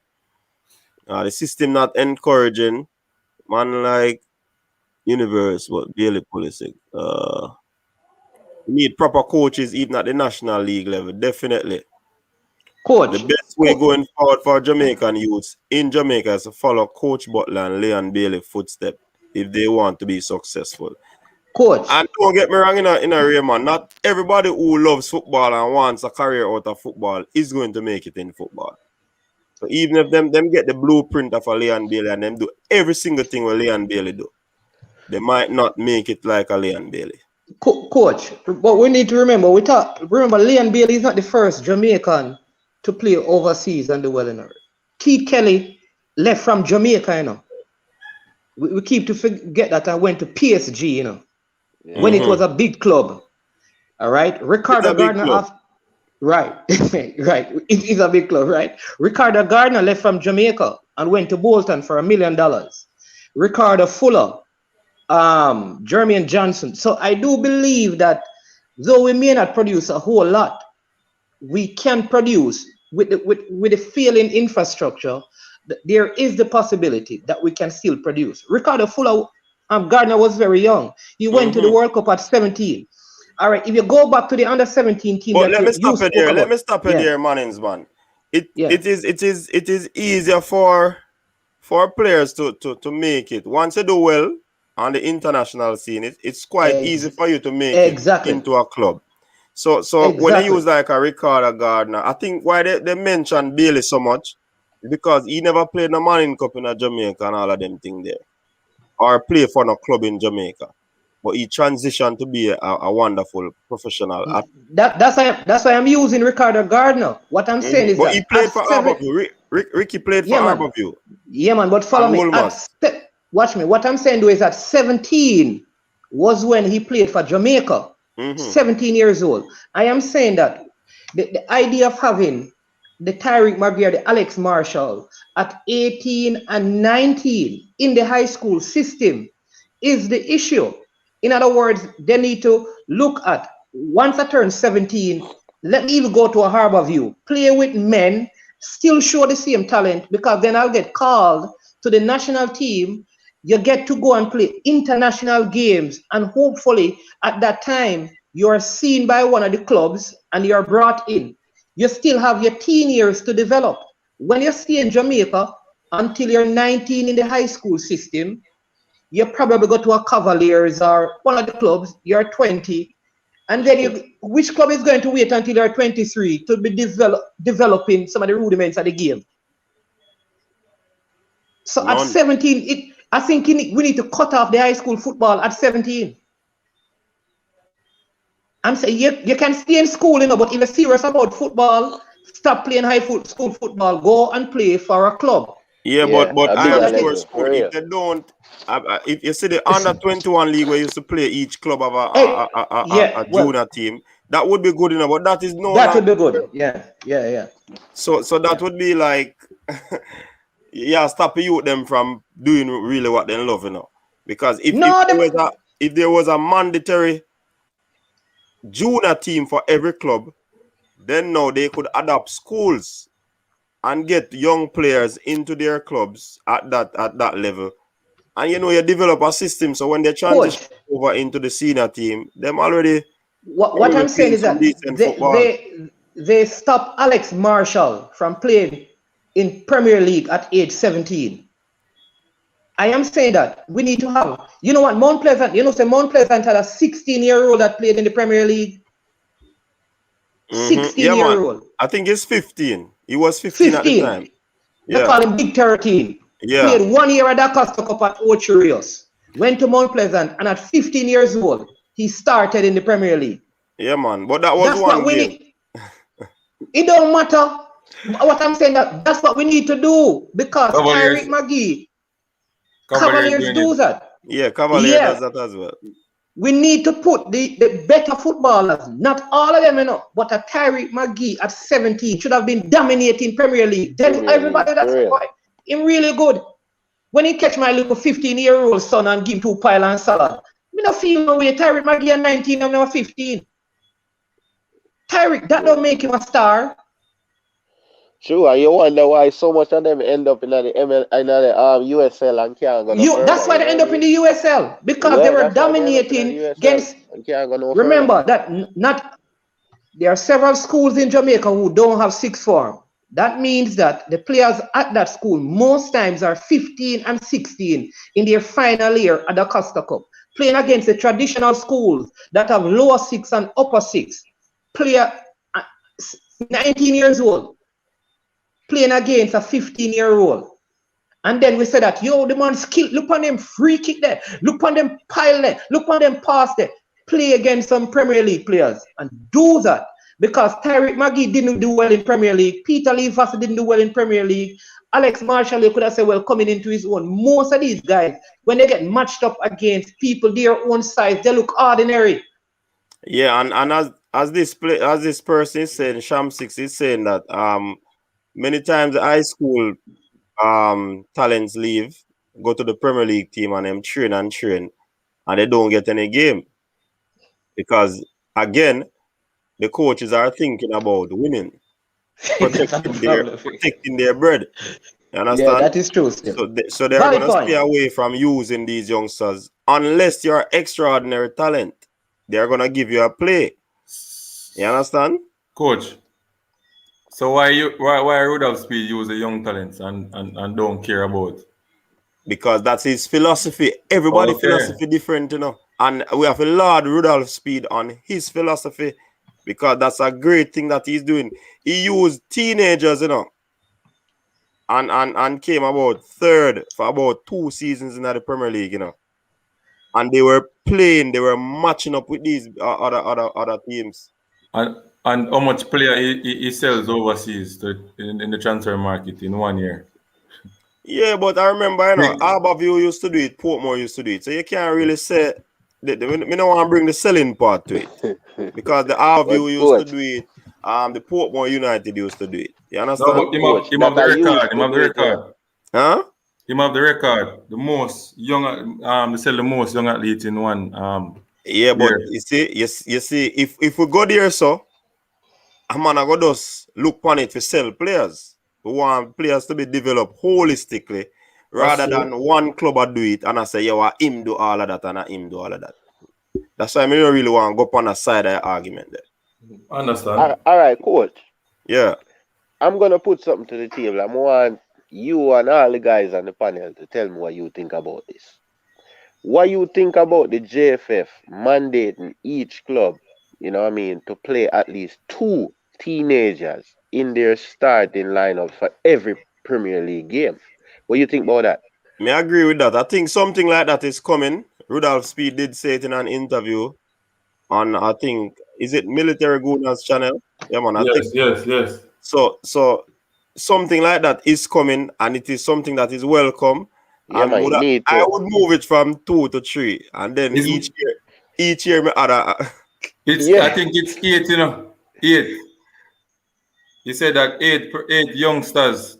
yeah. But how many play on the field? I think he's referring to how many play Yeah, on the to playing on the field, yeah. field. So you can have 8 on a roster, but you use 2 for playing at in the team. Yeah. In Yeah, man. every Me single welcome game, you know something what I like mean? that. Yeah. Yeah, so that's what I think, if you do that, because they could do it this way too, and this is what I proposed this already to the JFF. If you find a 17-year-old in high school doing well, we don't have to do a draft system, but just say, all right, we're going to let you join the Cavaliers team. What my brethren just said, once you play, and we will give the player a stipend. So because it is helping the GFF if the players are developed, because they're going to represent the national team. The under 17, the under 18 guys in the Premier League coming out of the high school, maybe the GFF need to give those players, maybe you have 24 of them, the GFF give all 24 of them a monthly stipend. So the clubs don't have to worry about their salary because they see them as part of the future Jamaica's football in essence. Yeah, man, Raman. I was saying that they could add a player of that age group every year. So instead of two this year, next year add 3, and the Yeah. following year go to 4. But I was just messing around because as I say again, some clubs don't want that in a them team. Some clubs not believe in that in young talents because you see, because we are Jamaicans, we not really patient, You ever in your vehicle and your dad stoplight and the light just turn green and you press your gas and a man about 6 or 7 running that line start toot him on. So we're not patient enough, and that is what is the reason why many youngsters don't get opportunities in the Premier League because they're not really you know patient enough to develop a program where them are gonna trust the youth them to play some ball and see what happen going forward. You understand? Yeah, Of man. course, I have another topic where I really want to touch on before, Mm-hmm. you know what I mean? But the agents for the Jamaican footballers, it's like sometimes I really have to sit and scratch my head and like wonder what they're thinking, or if they only have like 2 avenues that they can go to like get a player contract. And to me, Scotland has been open to us for the last, I would say, 3-4 years, Mm-hmm. because you have to be ranked in the top 70 or somewhere there in the world to get into the Scottish market. You understand? And I don't really see any of these agents trying to bring some of these players into the Scottish market. So, you know what I mean? I don't know where the agents' heads are at. You know what I mean? I don't know if these, players are not getting good agents. You know what I mean? They just taking whatever is there. But you know what I mean? Like that market is a market where we need to really put the head to, because that's you can get into Europe very easily from there, like the big leagues. You know what I mean? Yeah. Yeah, Well, sometimes I don't know how the agents do their job. Probably need to get an agent on a show and and and definitely. Cause we and do need to hear some their side. You know what I mean? Like, hear from the agent side because it I don't want to talk on something I don't know about True. because probably the link with the agent have and the player hire the agent, so you have a if the player don't want to go to a particular club or a particular era to play football. I mean, it's it's something I'm not qualified to talk about, to be honest. Coach right. Menzi, Yeah. it come to me like Shamar Nichols, the agent, him alone do the hard work in Jamaica right now. Him alone do the No, work. seriously, for real. Shit, him alone. Come like him alone do the work. Yeah, he has been doing an excellent job, to get his players out. Get the Peter McGregor gone over to Sweden. Chevron Marsh and Malcolm, Shamar Nicholson. Yeah, man, a whole lot of his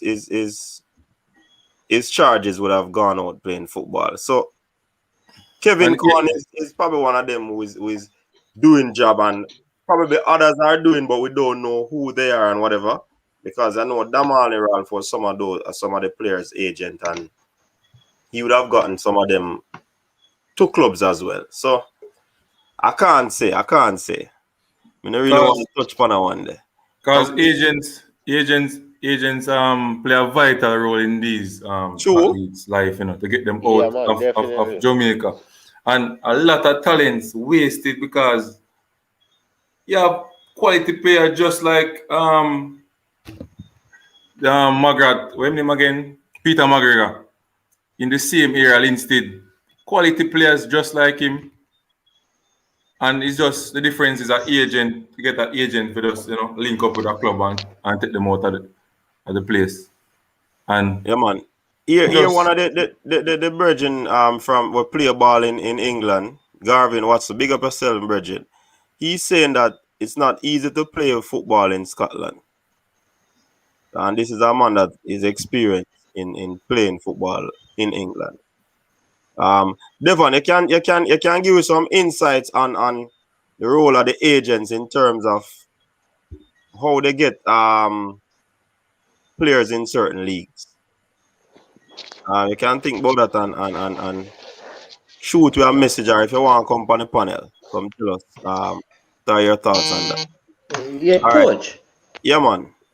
You know what I want to ask you, because there's I can give you an example. There's a little youngster. He's at St. George's. He won one of those under 12 skill competition that Digicel used to have, and I think he went to Manchester United.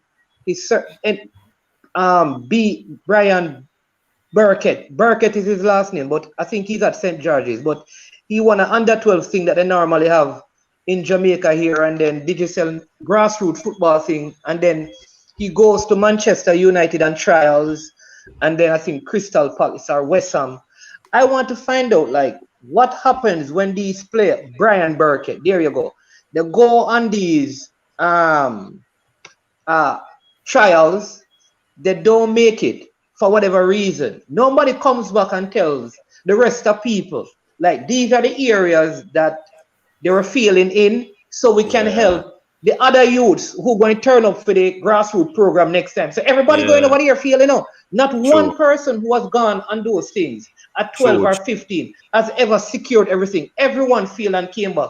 And nobody is telling us why they failed. So we can help now to talk to some other youths and help prepare them. So there are so many different things that we need to do collectively to get the whole program working. Like this little guy named Burkett, they say he's the biggest youngster in Jamaica and in the Caribbean right now. He's at St. George's. He went to Manchester United. They said he did well. What is he still doing at St. George's right now? 2 years of no football. 2 years of no football. And he's at St. George's. Academy. If it's even academy. Even an academy. Yeah. Yeah, man. It's supposed to unite. If not, Manchester United gets him a Stoke or something. Yeah. For real. Yeah, man. Football 90, big up yourself, man. Welcome to the show. Thanks for joining us.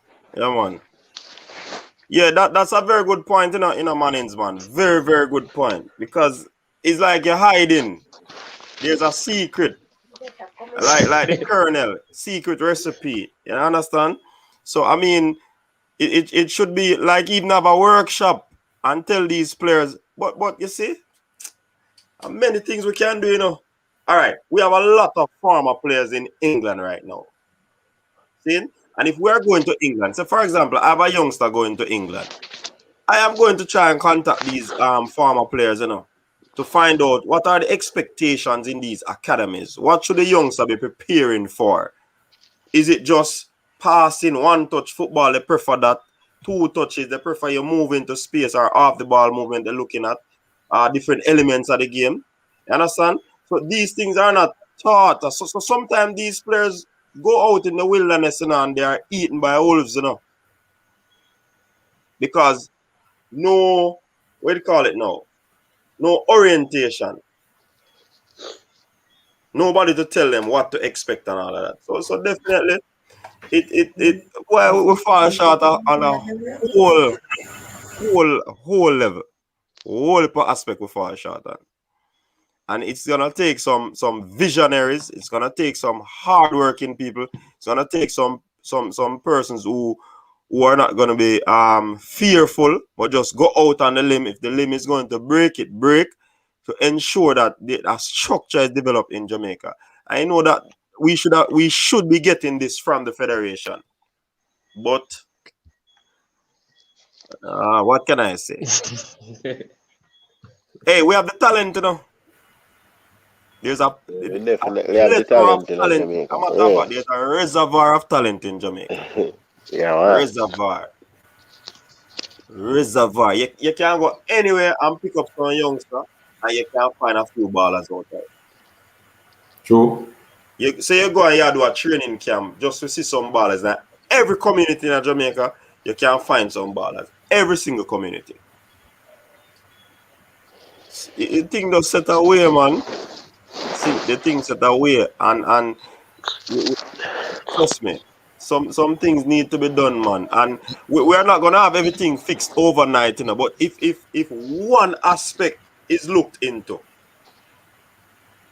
and we kind of use a number of years to try solidify that aspect, and when we think we reach there, we just move to our next one because we'd have had this area covered already. November. You understand? So, boy, man. Anyways, me don't want to get too overzealous on the thing, Our next thing, Coach Minzy. The youngsters need more matches. Like in the high school system, you play from September, October, November, December. That's 4 months of football. And in Europe, you're playing a year or more. You're playing consistently. So we are not playing enough. There are not enough competition for the players to play more matches. You understand? To get that work in. You understand? You need more matches, more games and stuff like that. And then you have a next thing where people always talk about money for infrastructure.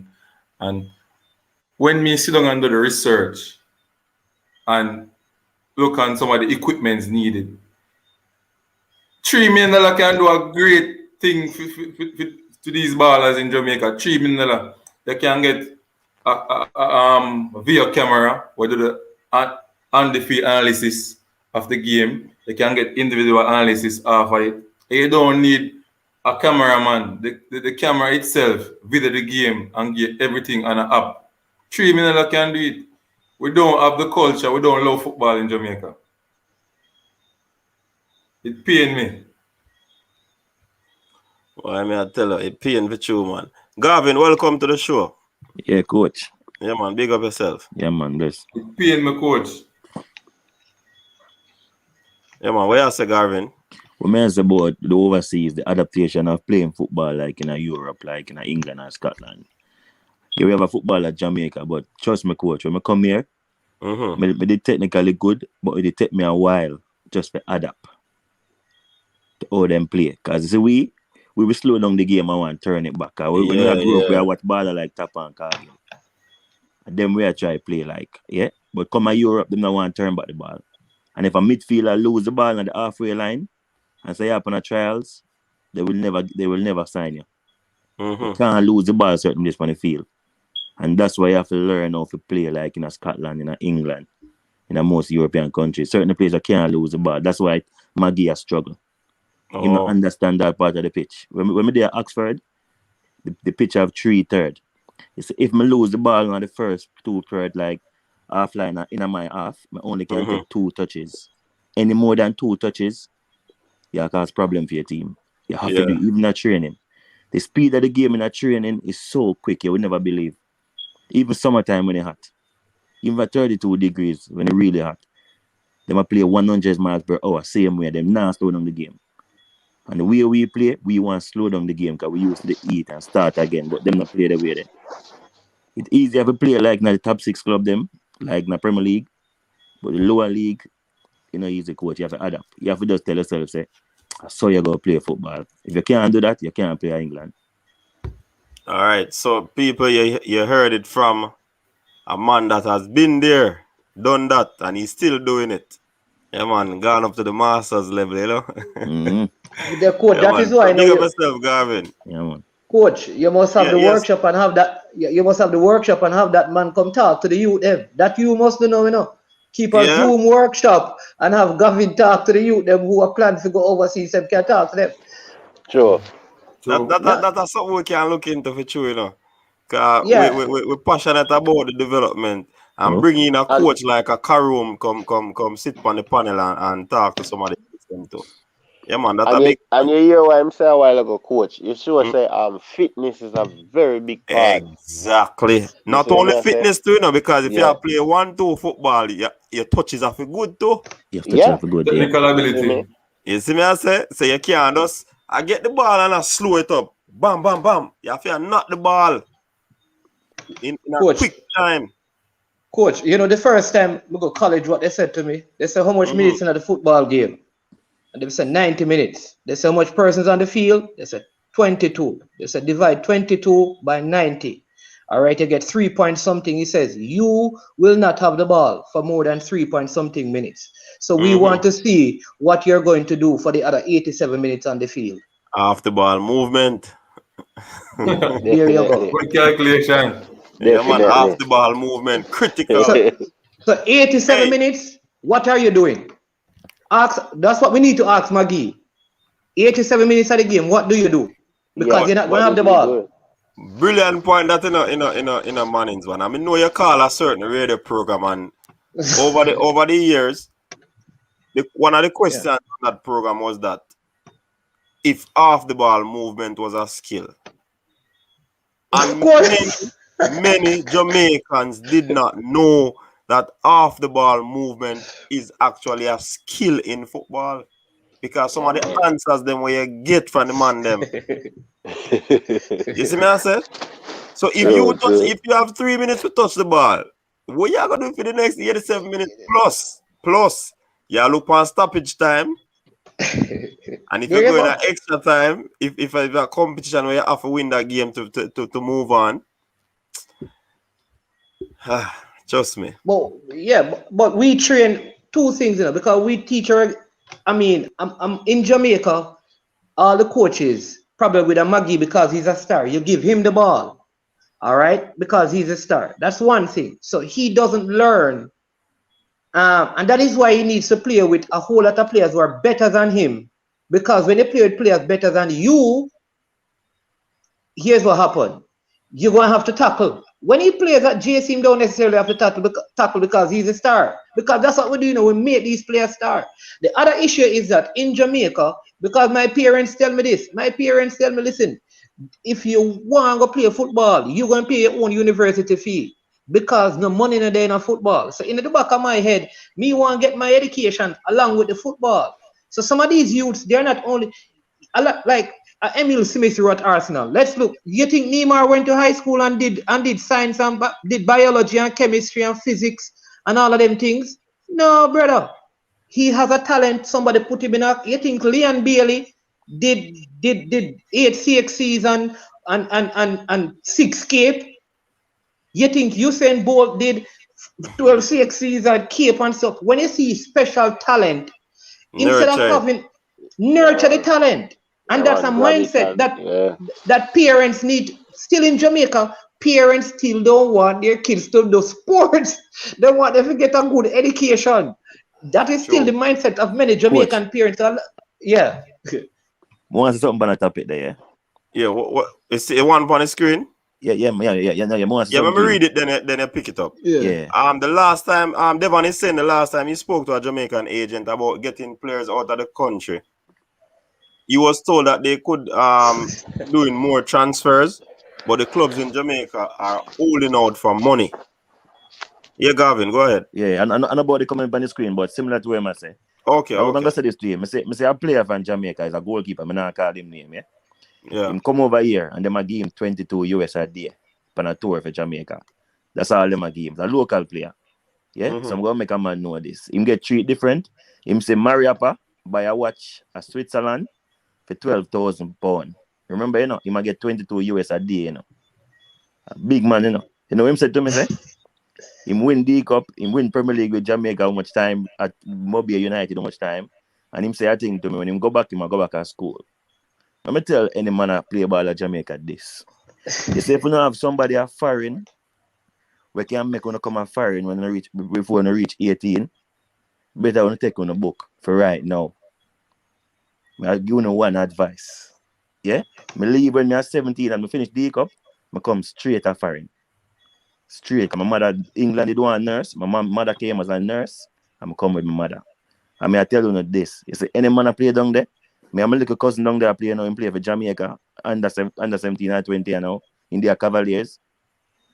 Before he reach 18, me give him the advice you need to come to England before it's too late. I can't help you once you turn 18. It's not go so easy. Because you're an adult, you need work permit them the time that you're a big man. Yeah, for real. So I tell any youngster this, try and get out of the country quick as possible when you're young. It's easier that way. I tell you. So if you not get the cap for Jamaica, or you get the work permit to come to England. You have to go to Belgium and Sweden, and hope say work out. That's all you go do. And to play a Belgium and Sweden, it's a physical league, it's a core league. I mean, I tell you, you know, easy to adapt. You have it tough. You have to want it. Yeah, man. Yeah, man. Below A big 0 thought, degrees, a big the thought. So wicked. it's either your education or you leave Right, early. sir. Yeah, you leave. Otherwise, you come a foreign.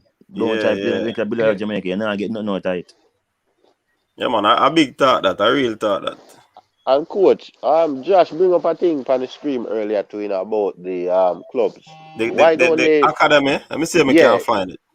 you see me?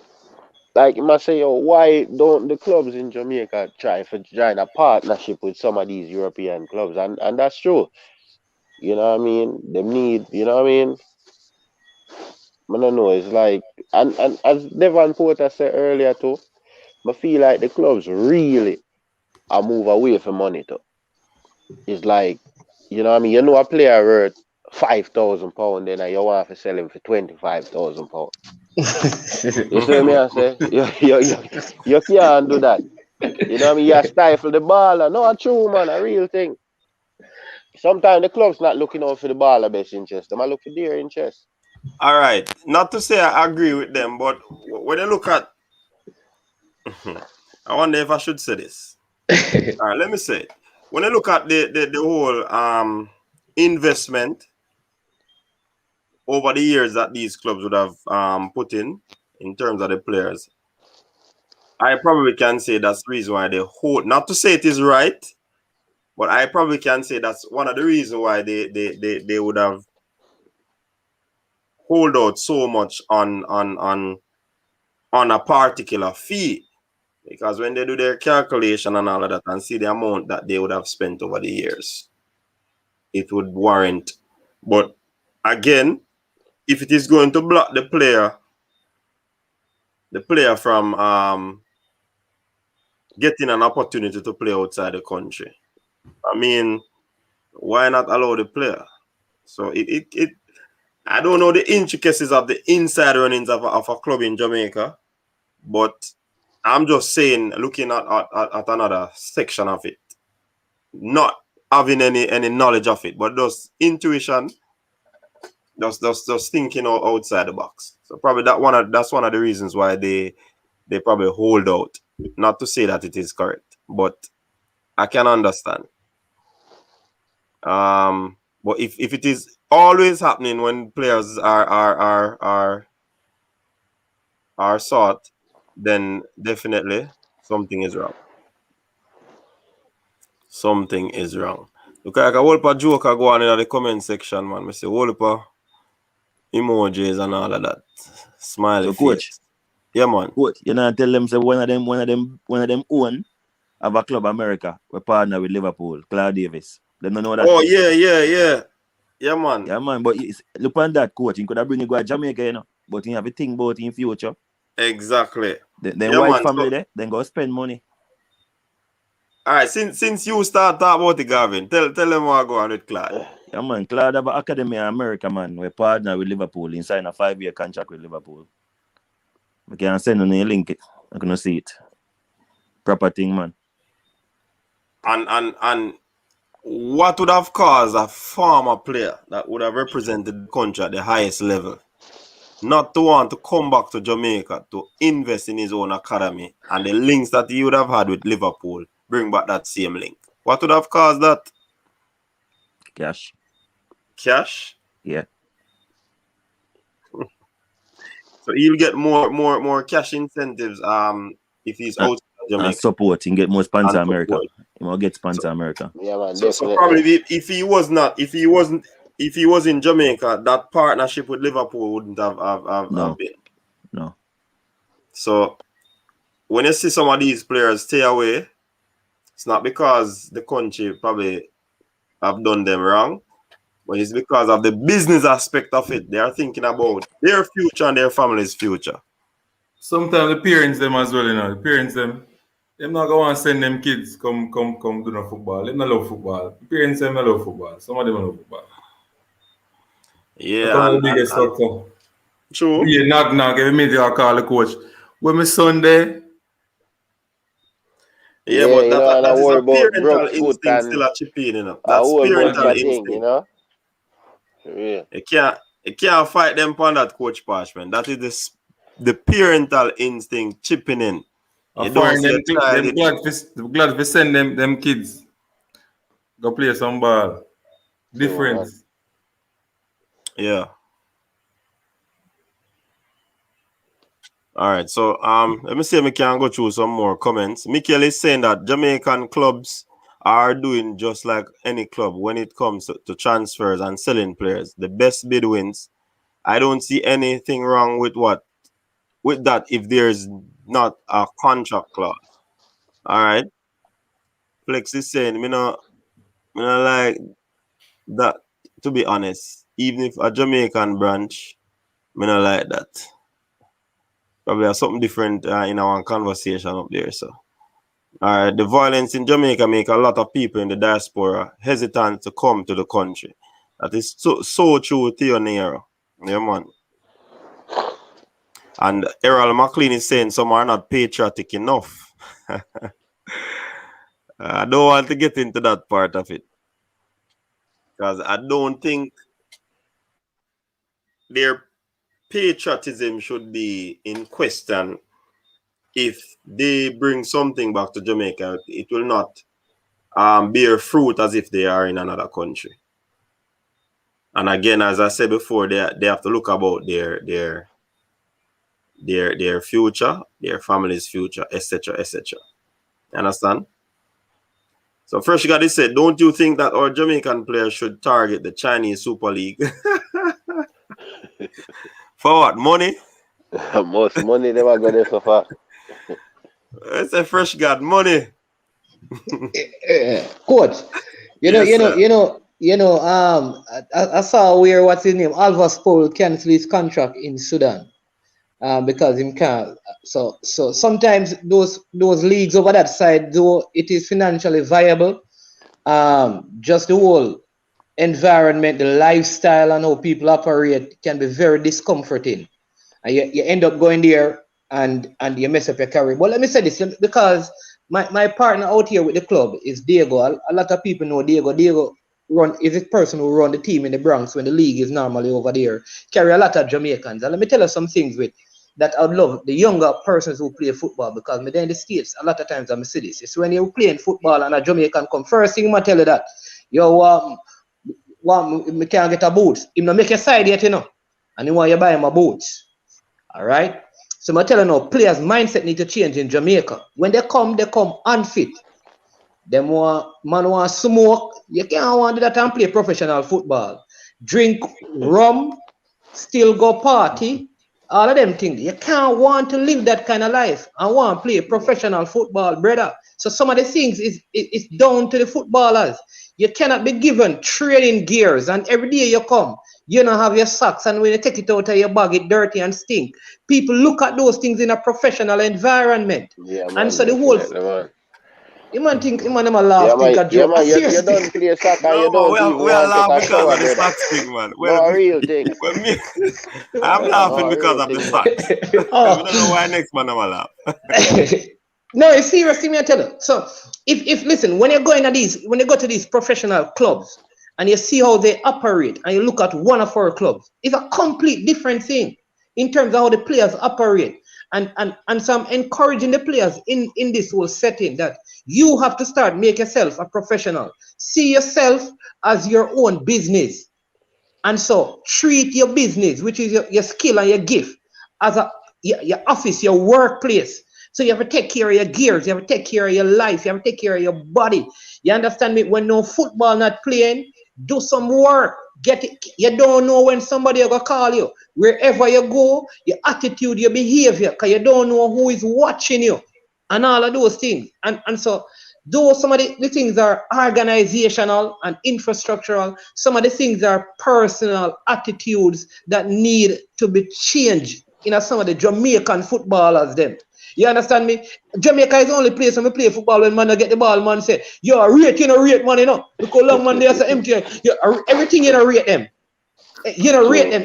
Even a pass it, already score, As long as one of them get the ball. Get the ball, you know, rate him, so him just stand up on the field and flash him on. Nah, move. Brother, you can't make the team again. Yet them send it back straight to Jamaica. Hey, Mannings, man, you see how many aspects of the game need to be developed? Because that aspect of the game, boy, we in Jamaica those things are skill alone play football. Sure. And a skill alone play football. There are many elements to the game. And I will forever say that. And a skill alone. Devon, welcome to the show. Yeah, Menzies. What say you? Yeah, man. Good night, gentlemen. Yeah, man. Good night. Good night. Yeah. Bless up. Menzies, let me say one thing. If you look in and around the world in football right now, how many Jamaicans are coaching overseas and developing players for other countries? A lot of them, including myself. Yeah. I coach a third division team in Canada. Hold on, the Devon. Somebody is listening to the thing. Just turn it down, please. We hear a feedback. Or you can mute the mic. All right, thanks. Go ahead, Devon. Yeah, I coach a third division team in Canada. I'm the assistant coach for a third division team, which won the championship in 2019. And because of COVID, we were supposed to play in the Canadian Championship against the pro clubs. Okay, the club is owned by a former Jamaica captain and also Harborview player, Junior Groves, if anybody knows him. All right, it's a Trinidadian who is the head coach. I am the assistant coach. Mm-hmm. Look at Gada. Look at what Gada is doing. Developing players for our competitors, United States of America. Look at Badas, Carbet. There are a lot of Jamaicans doing great things overseas because our football federation does not make adequate plans for footballers, international footballers who play for Jamaica, because there is life after football. Claude Davis couldn't come to Jamaica and do that. Yeah. Gada couldn't come to Jamaica and do that because guess what? Nobody would buy into it, and he would die for hunger down there. Sure. Yeah, he would die for hunger down there. You know, we need to structure the football a little bit different. Now, in terms of players getting out of Jamaica, what's his name? Garvin? Yeah, man, Garvin. Listen, Gavin know what he's talking about. It's not every student in Jamaica is academic inclined. It doesn't matter how many school you want to send him. True. He won't pass one O level. But he has a talent, and the talent can get him somewhere. And the parents have to be blamed. They have something to do with it. Because it doesn't make sense to send the kid to school if you know, say, the kid have a talent, but he can't pass any subject. You know, so you get him out of Jamaica from early. True. The back now to Manning Cup and Dakasta Cup. Yeah, well, I mean, we all come out of Manning Cup and Dakasta Cup. 3 months of football can supply players to national team. Cannot. The clubs have to do the development academies in Jamaica. If we're not doing that, it doesn't matter what we do, we won't be on the world stage. We'll be always doing and saying the same thing. And it's a Craig Butler. Love him to hate him. He has something to offer to Jamaica football. And I think they need to listen to him. And work with him. Work along with him. He knows how to get players out of Jamaica. Right now, he has 4 players in England. He has 4 players in England right now. Yeah, is it Crystal Palace? Yeah, I think. Yeah, man. Some youngsters doing 2 of them is at Crystal Palace. Yeah, man. One's at Man City.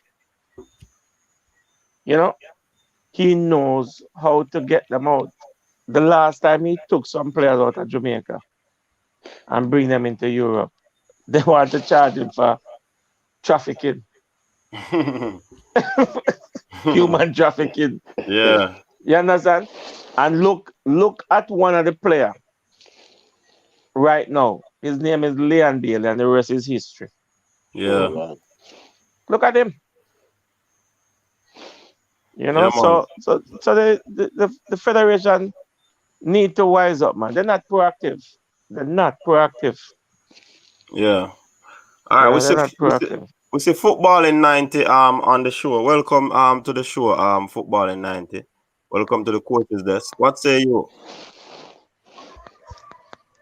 Well, thanks for having me, guys. You know, I'm just listening to you guys and hearing, you know, all the knowledge being shared across the platform. Hey, Pachi, big up yourself.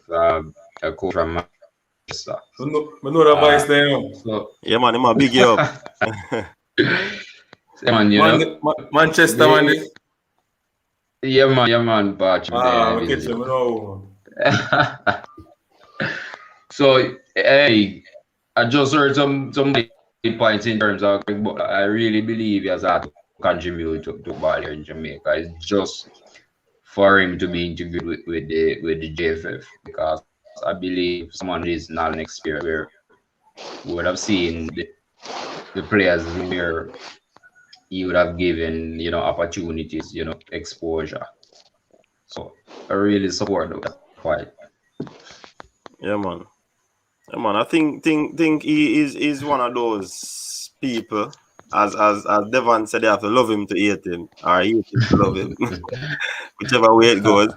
But he has a lot to offer where football is concerned. Trust me.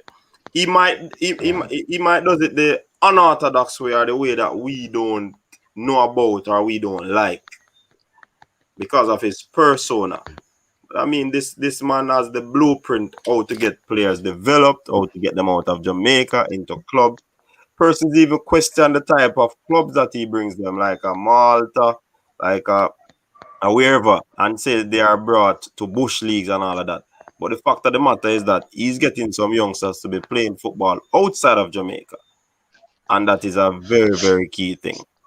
So we have to big up Craig Butler on that. Somebody is saying that. You know, a couple players in England, yeah, and trials, 2 week trials. Yes. So persons are saying that he might not fit to be a president, but some sort of role in the JFF, whether a technical director, whether some technical committee personnel or support, he should, or the business aspect of it. Yeah, Menzies. Director of Football Association. Yeah, even they that. can create an office and give him that. He will go around Jamaica and he will find the talent and he will put them in a system and he will get the necessary coaches to help. Okay? Yes. And he can bring that. Listen, I could tell you this. The technical director of KRC Genk with Liam Bailey wants to come to Jamaica to help, and I hear it from the horse's mouth for free, and they don't want it. Oh. They don't want it. Coach, some people think Craig Butler just start this thing, and just get, a whole heap of hard work Craig Butler putting at this, From me, I look a boy, usually go Constant Spring Primary over Constant Spring Playfield, train with Phoenix Academy. You understand? Then time that Leon Bailey are in a grade 3 at Constant Spring Primary, me in a grade 5, grade 6. You understand? And him play big man football when him in a grade 3. Good quality football as a little boy. Yeah. You understand? Whole heap of hard work input. All him son, Kyle Butler, him pressure him son hard. Give him son 100 push-up for the on the field and him have to do it. Hey, too much information. Whole heap of hard work. You understand? And then when I look, when I go there and look on the player, then I say, oh, no can do this and me can do it. Oh, them can do this and me can do it. Yeah. You understand? When they were right from Wolmer's was at Phoenix Academy, right? When we go World Cup with the under-17. Oh, Jason Wright. Right. When they say Jason Wright, hold the ball on the flank, Coach Minzy, and turn and no, you can't take it off of him foot. He might develop Jason Wright. You understand? And whole heap of other players too. Whole heap of other players. A whole heap of hard work. Yeah, man. You see, if you're around him, you have to give him credit. You see, if you're around him, some people talk about this and talk about that. You see, if you're around Craig Butler, he's a different man. Yeah. Sometimes people stay from a distance and don't really know what is it. Yeah, because me care like primary school players go academy go training them. You understand? Yeah. And him teach them football and stuff. You understand? So I mean him slow and reason. And you hear them on the thoughts and thing. Him have the blueprint according to yourself. Yeah, man. I believe that. Devon, hold on there. There's a question on the screen from Kristen Devon. In my answer, why would that person come to do it for free? Because him don't need the money. Simple as that. Don't need the money. Guys, these guys are multi-millionaires. So him will give him time. They don't need the money. So him will give him time and effort for free, for nothing at all. Nothing at all. Can't see that. Money is the greatest motivator for everybody. I know so why a man will come all this way for free. These guys are millionaires. The youth coach at LA Galaxy. The youth coach at LA Galaxy is a Jamaican. You know that? Okay. He wanted to help work with the under-17 team. For free? For free, never materialized. I don't know about that. Jeff Bezos is the richest man in the world, and he would not shut down. He would not shut down Amazon and say, "Yeah, I'm done work. I don't want no more money." Coach, different example. That's a different example. Different point. Yeah, but I'm just saying, man is a millionaire. Man don't need the money. Yeah, but I mean, if him a millionaire, he would have him money and work for him, so he can come do this for free. Coach, money don't motivate them. Let me say something to you. ABBA, the group ABBA, since 1979, ABBA never sing a song and collect the money. Everything was for International Year of the Child, and everything goes to charity. ABBA, the Coach, Swedish group. let me say this, right? Because I presently work with Mr. Butler, you know, man from Constant Spring too. So watch this now. So because of my whole background, I decided that I'd give back to Jamaica. So when I start the football thing, it was to help youngsters to go overseas, get scholarship and stuff. And so I've done some of that. I mean, a couple of them do some things with them never did if they win them the opportunity. But we try to do that, help high schoolers to leave from Jamaica to go overseas. I mean, to get scholarships and stuff like that. And so we give with time and effort because we want to help people. So there are persons out there who will give their services for free. Whether Mr. Butler will do it, whether Mr. Butler will do it or not, it's probably a question that I know he will answer.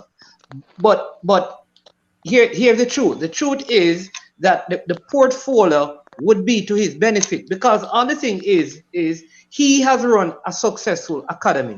Say to him, listen, we want to assign you the job, like Devon just said. Call it academy developer, where he goes and develop an academy in all the parishes in Jamaica. You can call all of them Phoenix. So he has players in he gives every coach in those academy, coach the players with the same system, the same everything. Out of those academy, the GFF will find players, but as he sends the players overseas, him get money off it anyways. So at the back end, he could earn, but it is helping with development in football, and it benefits the GFF. So it could be just partner with him, even if you don't want to give him a post in the GFF. Partner with him in academy development in the 14 parishes, and let him use his system, because it has worked. You understand me? We have something that works. We don't have to recreate anything, you know. True. We just use. We have something that works. It has worked. Just use it. But you know, we in Jamaica, you know what the thing is? Every man loves it. Who? Me not use when a man use more and do my own thing, my own boss. Ego. Ego. Yeah, this whole ego thing. It has to be me, or if I don't know more than me, or for me can do it too. And we always feel like we need to prove something. It is the same thing in our football. You know what, Jamaican? Let me tell you this. In the Bronx, people will tell you that only Chippy McDonald is one of the best centre forward who played. You know why? Because every other Jamaica centre forward play the one goalkeeper hand when them get away. Hey, you spend time and lick the shot here. This is about if you ever touch it in hand, bro. And you know where the ball gone? Out of the park and out cross all the highway and all of them things. The different ball man have use, you know. You mean the man then call Pat cover? you follow me? So the whole mindset need to change, because even in the football, we feel like we have to prove that we can kick the ball harder. So we get the empty goal if we just knock the ball in with the side of our foot, but we have to break somebody's hand. Yeah. If I'm on salad with, give me back the ball, because me have to salad him back.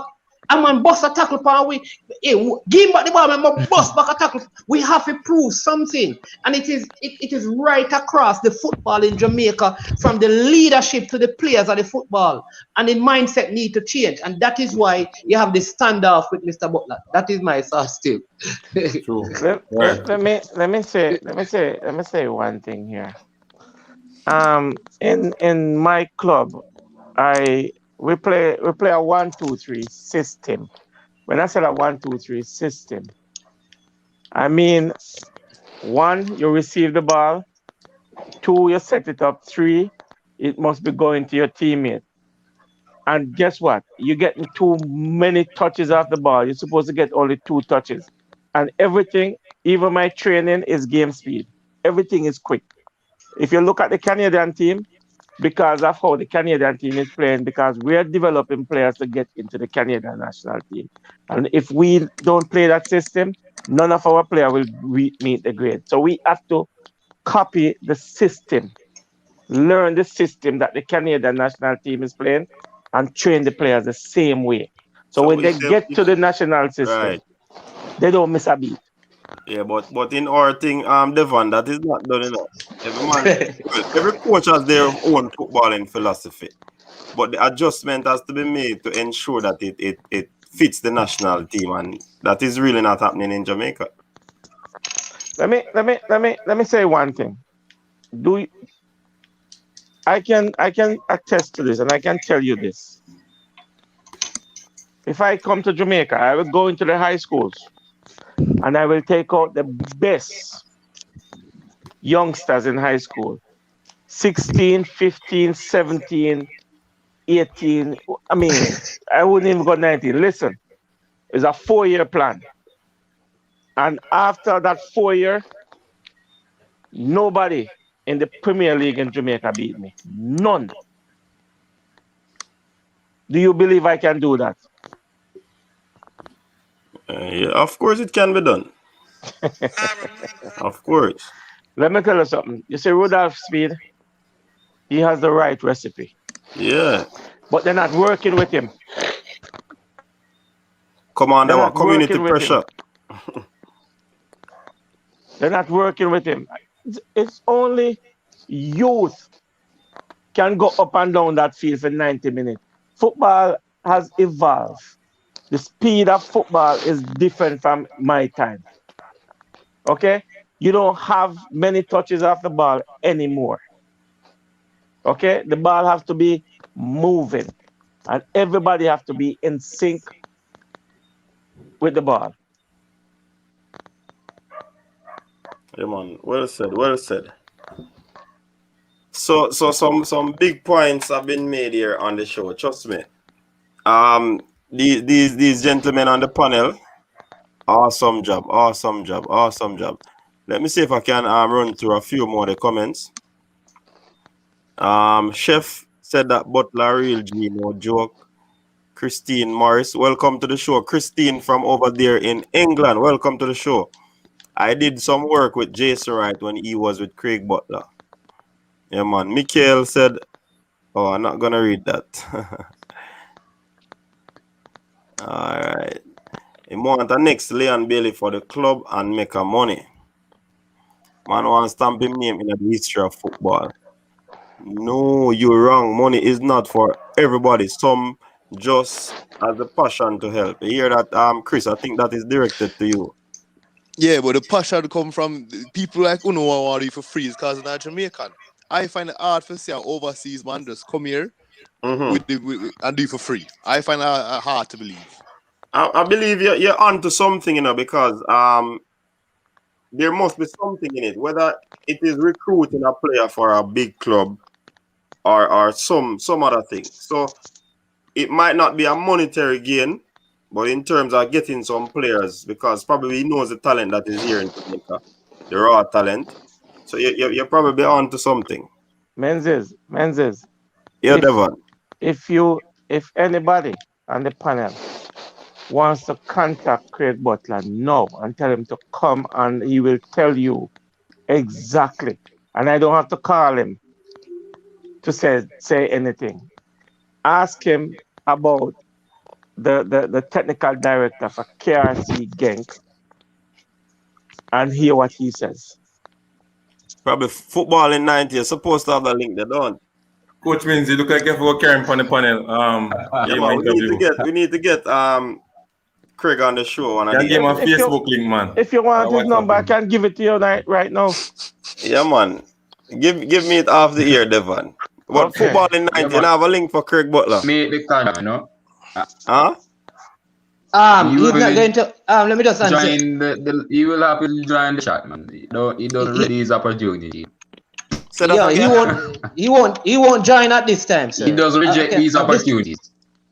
No, man, he won't come on. This is why he won't. I'm saying, we have to send him a request another time. Yeah, just send him a request and he will do it. Yeah. So Devon, you can give me the number and we contact him. If I even get him on the show for tomorrow, because I know we have a show again coming up tomorrow. Yeah, we'll talk. Coach, I can line it up for you. He and I run something together, so I can line it up for you. What? Yeah, right. That?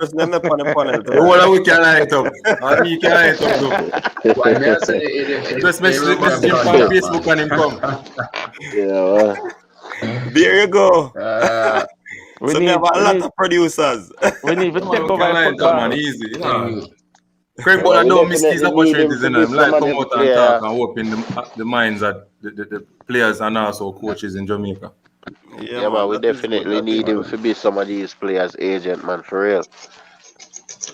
Yeah, man, he has been doing a fantastic job so far in terms of youth development. A lot of youngsters would have gotten opportunity in their football Listen, career. So, listen. We don't work One of the together, main man. reason This is the problem.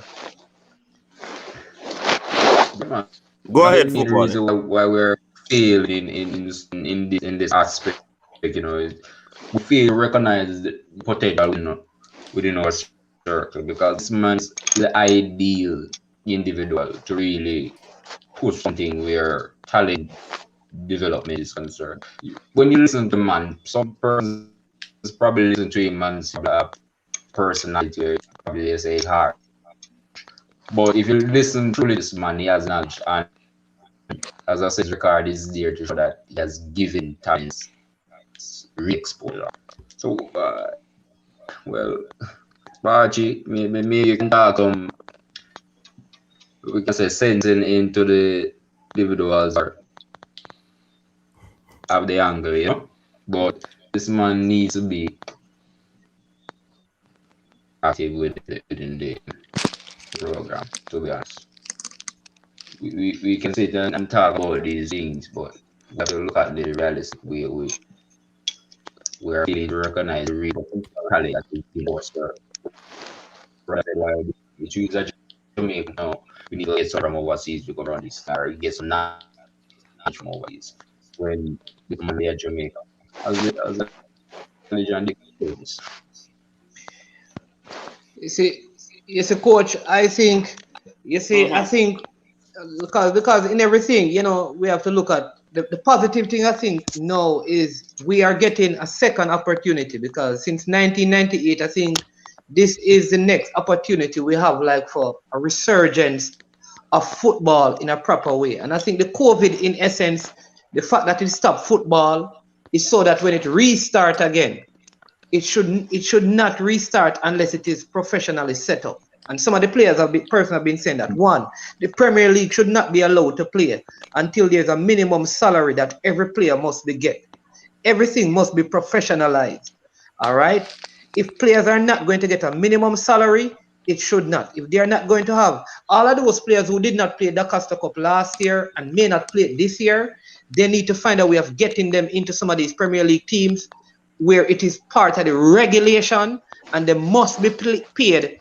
So, and if these things don't happen, yeah.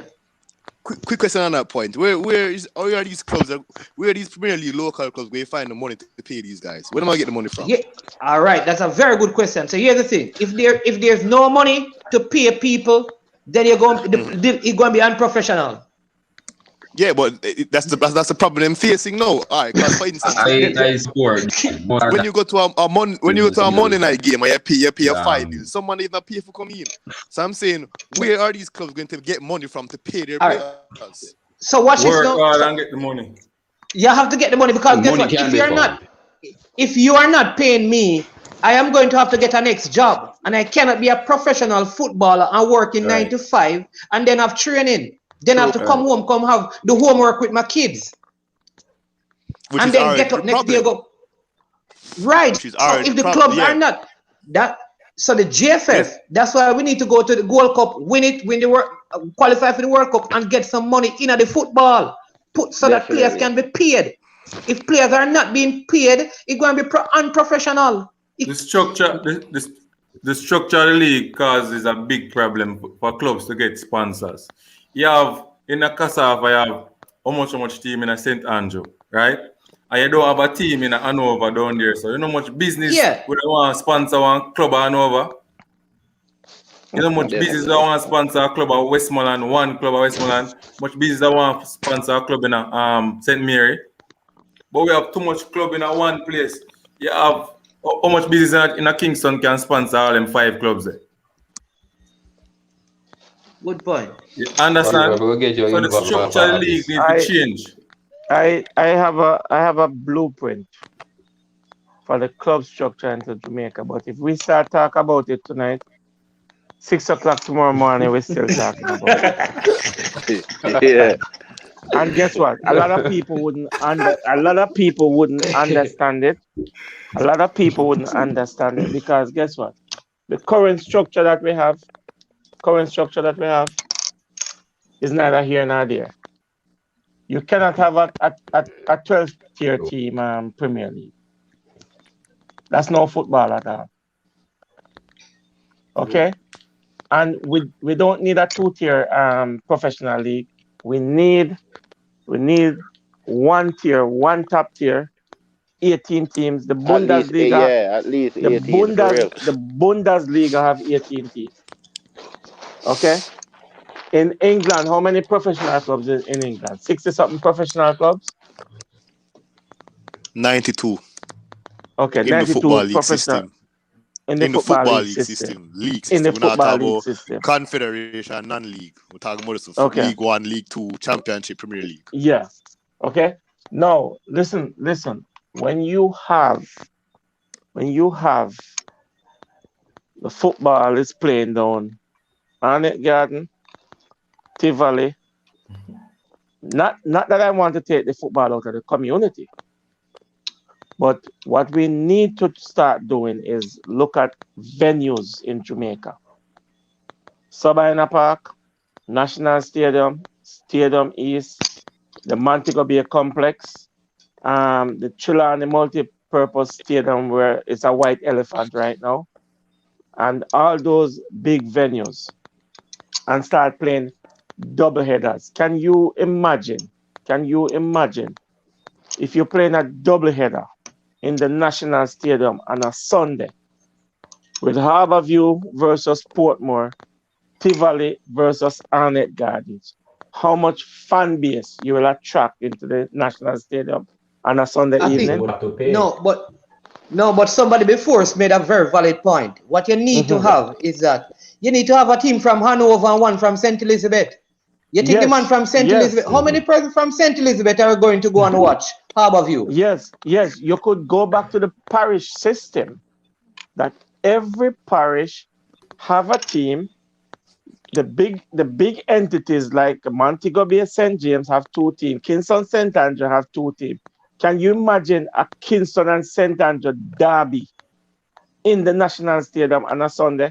You get 25,000 people in that stadium. And then you would have sponsors ready to sponsor them. And then you have sponsors. Listen, if I start talk about everything and buying tickets at the gate, gone are the days.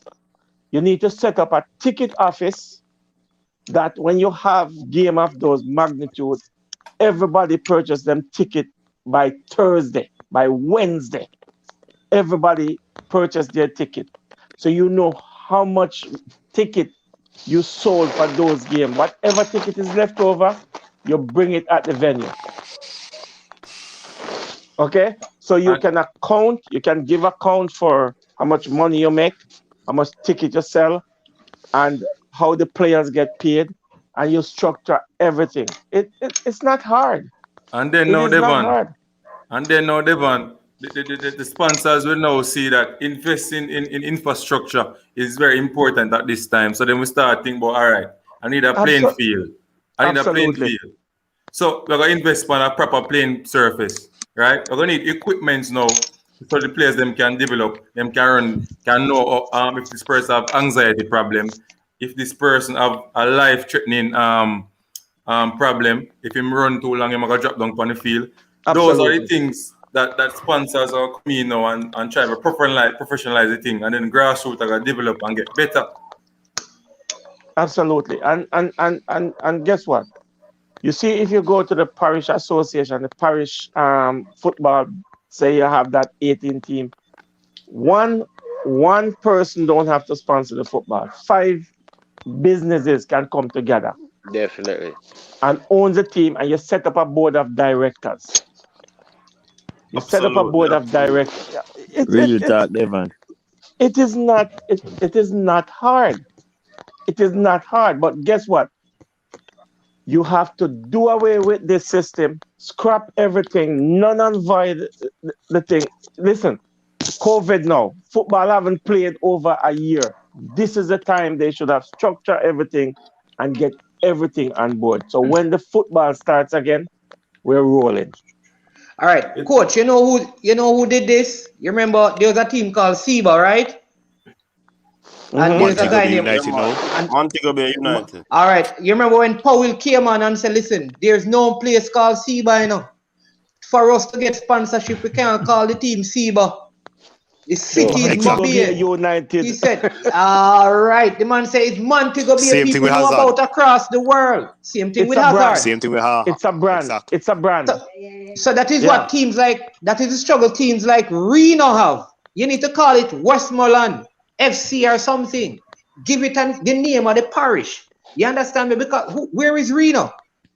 That's in Nevada, brother. That's a good point. That is in Nevada. True. We are talking about where near Reno. Where you get that from? Where you hear about Manchester United, Liverpool, all major city, Crystal Palace. Right? Yeah. Tell all that most of the top teams in the world, Bayern, Madrid, Munich. Barcelona, Munich, cities, brother. Bayern. A man is saying very few teams. Listen, gentlemen, we have about 2 more minutes. 2 more minutes before we close out the show. Let me get a point across, coach. Yeah. Okay. And with this that these guys bring up, I think that basically, you know what I mean, each teams in that settings could have a under 19 or a under 20, you know what I mean, team. You know what I mean, to nurture the younger guys who we said from earlier was coming out of Doncaster Cup or wherever they're coming out of, you know what I mean?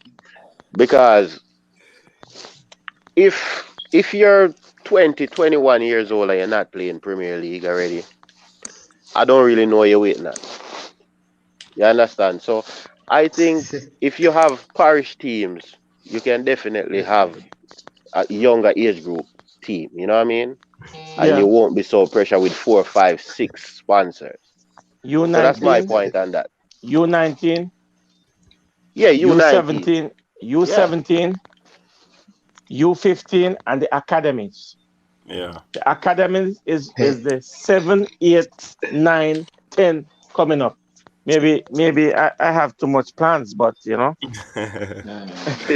All right, gentlemen. We have come to the end of the show, but like we always do here on the coach's desk, we ask each person just to give a minute expression on the topic at hand, or just your final thoughts before we close off the show. So we're starting with unseen TVs, sports TV. Well, I just think that the structure and the structure that is there now need to change. We just talk about the league format and stuff like that to professionalize the league and stuff. So, and then the grassroots programs. I think schools, parents, and JFF need to, you know, JFF have a lot of work to sensitize people about football, the culture, and philosophy and those stuff. Without those key ingredients, we're not going anywhere. We're just going to be 50 years behind Europe, according to you. Just basically those things need to improve, and then we're on the right track. All right, well said. And I'm sure sports. Yeah, so my thing is that, listen, there's always a light at the end of the tunnel, you know, and I always tell people, this is Jamaica. We always, like Phoenix, rise from the ashes. And I think, like, this generation of people, this kind of thing that we have now, this kind of forum, is going to add to the change in football culture and the narrative in Jamaica. I think we have never had these opportunities to do this, and I think, you know, channels like these and hearing from so many people will add to the change we need to see. And I would encourage some of us, like I have done, not a millionaire, but I've taken my own resources to spend millions in helping youngsters to go overseas. I'd love some other people to do that and help to change the mentality right across. Every mickle, make a muckle. Whatever you can do to make the process better. Don't just look, you know, I always tell people, don't just look through the window. Look in the mirror. what can I do to make a difference? And you do that, you know. All right, well said. And for those two persons, Unseen Sports TV persons, you can go and check them out. Subscribe to them on YouTube. You also have I Am Sure Sports. Check out the movement and support the thing. And he made a very valid point in terms of what was the point again? I want to remember. But there, your time. Yeah. With me, I'm basically saying I'm hoping, you know what I mean, the JFF take the time out to watch these programs, you know what I mean, the coaches that, you know, Simon, Reggae Boys commentary, and really listen and put some of these points that we bring to the table in planning, you know what I mean? And I see, well, the scouting issue with them right now, the bunch of players, they're getting good players and stuff. And I'm just saying, like, in the past, there's a bunch of FIFA dates come around, and Jamaica is not playing any football. And the aim right now is to get Jamaica to the top 20, even the top 20, top 30, you know what I mean? And to be able to export some of these young talents. So if we're going to have these players and we're not playing any games, it doesn't make no sense. You All right. understand? Yeah, man. And I just want them to like watch the programs and really, you know, pick, do something, you know what I mean? Yeah. Yeah, man. I remember what I was about to say based off the point that I'm sure Sports said. This is a digital documentation that we're making, so it will always be available once YouTube allows. So whatever is not in a book, it is here on YouTube on the internet. So I'm sure that the powers that be will watch these videos to learn and see the voices of various characters, what they are saying to enhance the football. Garvin, final thoughts. Yeah, my final thought is the Reggae Boys team. Hopefully, we get to the World Cup so we can get the money and the help to basically help local Jamaica football. Because without that, it's going to be hard for them to take it to a next level. And also, they should try and change the league to a semi-professional format first before we go professional. All right, cool. Devon, the big man. Yeah, I would just wanna emphasize on what all these guys says. I mean, I am with them. JFF just need to listen to the public because guess what? Listen to the public, pick sense out of nonsense, and do the right thing. Because people will back them, even though I mean we know I mean there's no money, but if you don't do something for people to see that you're trying, they won't put any money into the football. So you have to just listen and do the right thing. I mean, we're not bashing them. We are not saying that they're not doing anything, but they need the JFF needs some help. And if people can come on and voice their opinions and the JFF can hear, I mean, that's great. All right, so what's the for Donovan Taylor, big up yourself for the super chat, and he's saying that JFF is foolishness and they should be disbanded. And guess what? These are the things that we don't want. These are the things that we don't want. No, we these have are to, we things we have to don't. give them some ideas rather than putting them down. Yes, yes, Yeah. yes, But we yes. understand what Donovan is saying. Basically, probably he's frustrated because of what has been transpiring in the federation for years. So I We understand all what are. he's saying. We all Um, are, but we have to work with them. yeah, man. Football in 90. Final thoughts. He's not there. I just want to commend them on them, some decent points throughout when I was listening, I joined late. But I just want you guys just to continue to do what you're doing, I think once we get knowledge out to the viewers and they will too be able to gravitate from what they're being exposed to. So it's a look on, our football, we're in a moment of transition all over again. It's just to sort out themselves and make the best possible decisions at times. All right, respect for stopping by. Chris, final thoughts. Yeah, man. All right, well, basically the whole football in Jamaica is started from scratch again due to this pandemic. So I believe that when we restructure it, we need to have the best coaches at the grassroots level. That's where the best coaches need to be, and also the infrastructure. The fields in Jamaica are terrible. The fields harbor bad football. We need to find a way for fix the fields. We can't have one Premier League team of them under 13, 15, 17, 20 women's team and Premier League team training and playing matches on the same field. We have to find a way for bring more fields into Jamaica, better fields. And I believe that will develop the football, and that will, better football will bring more sponsors to the table. All right, So well said there. Yeah, man, well said, Chris. Thanks to all the persons who stopped by on the panel. It was a very wholesome discussion. Again, robust. Some very valid points came across. And I'm certain that somebody will be listening. Somebody will be taking back these information to the powers that be so that they can enhance the development and the growth of football in the country, our beloved country. You understand? Big up to Coach Parchment, Unseen Sports TV. Big up to I'm Sure Sports Management, a.k.a. Pastor Omar Ben Stennett. Big up to Dayan Garvin, my brother, big up yourself. Devon, my brother, big up yourself. Football in 90s, thanks for stopping by. We watch a show as well. You have done some great work as well with your show. Big up yourself.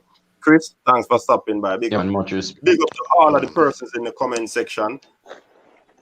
As I will always say, people, continue to stay safe. Continue to do what you do to ensure that you remain safe in this pandemic. Just remember that we'll be here tomorrow again, definitely, for the final show for the weekend. We normally have from Friday, today, and tomorrow. So it's a 3-day show that we have over the weekend. Thanks for the support, people. Big up on yourself. Stay safe. Coach's desk. Peace. Coach. Yeah, man. Can do a little promo. I have an interview tomorrow at 6 p.m. Unseen Sports TV. Please tune in. Interview our coach, Coach Meeks, former Charlie Mount, Ben Francisco coach. All right, so people, you can check out Unseen Sports TV at 6 p.m. tomorrow with that interview. Blessings.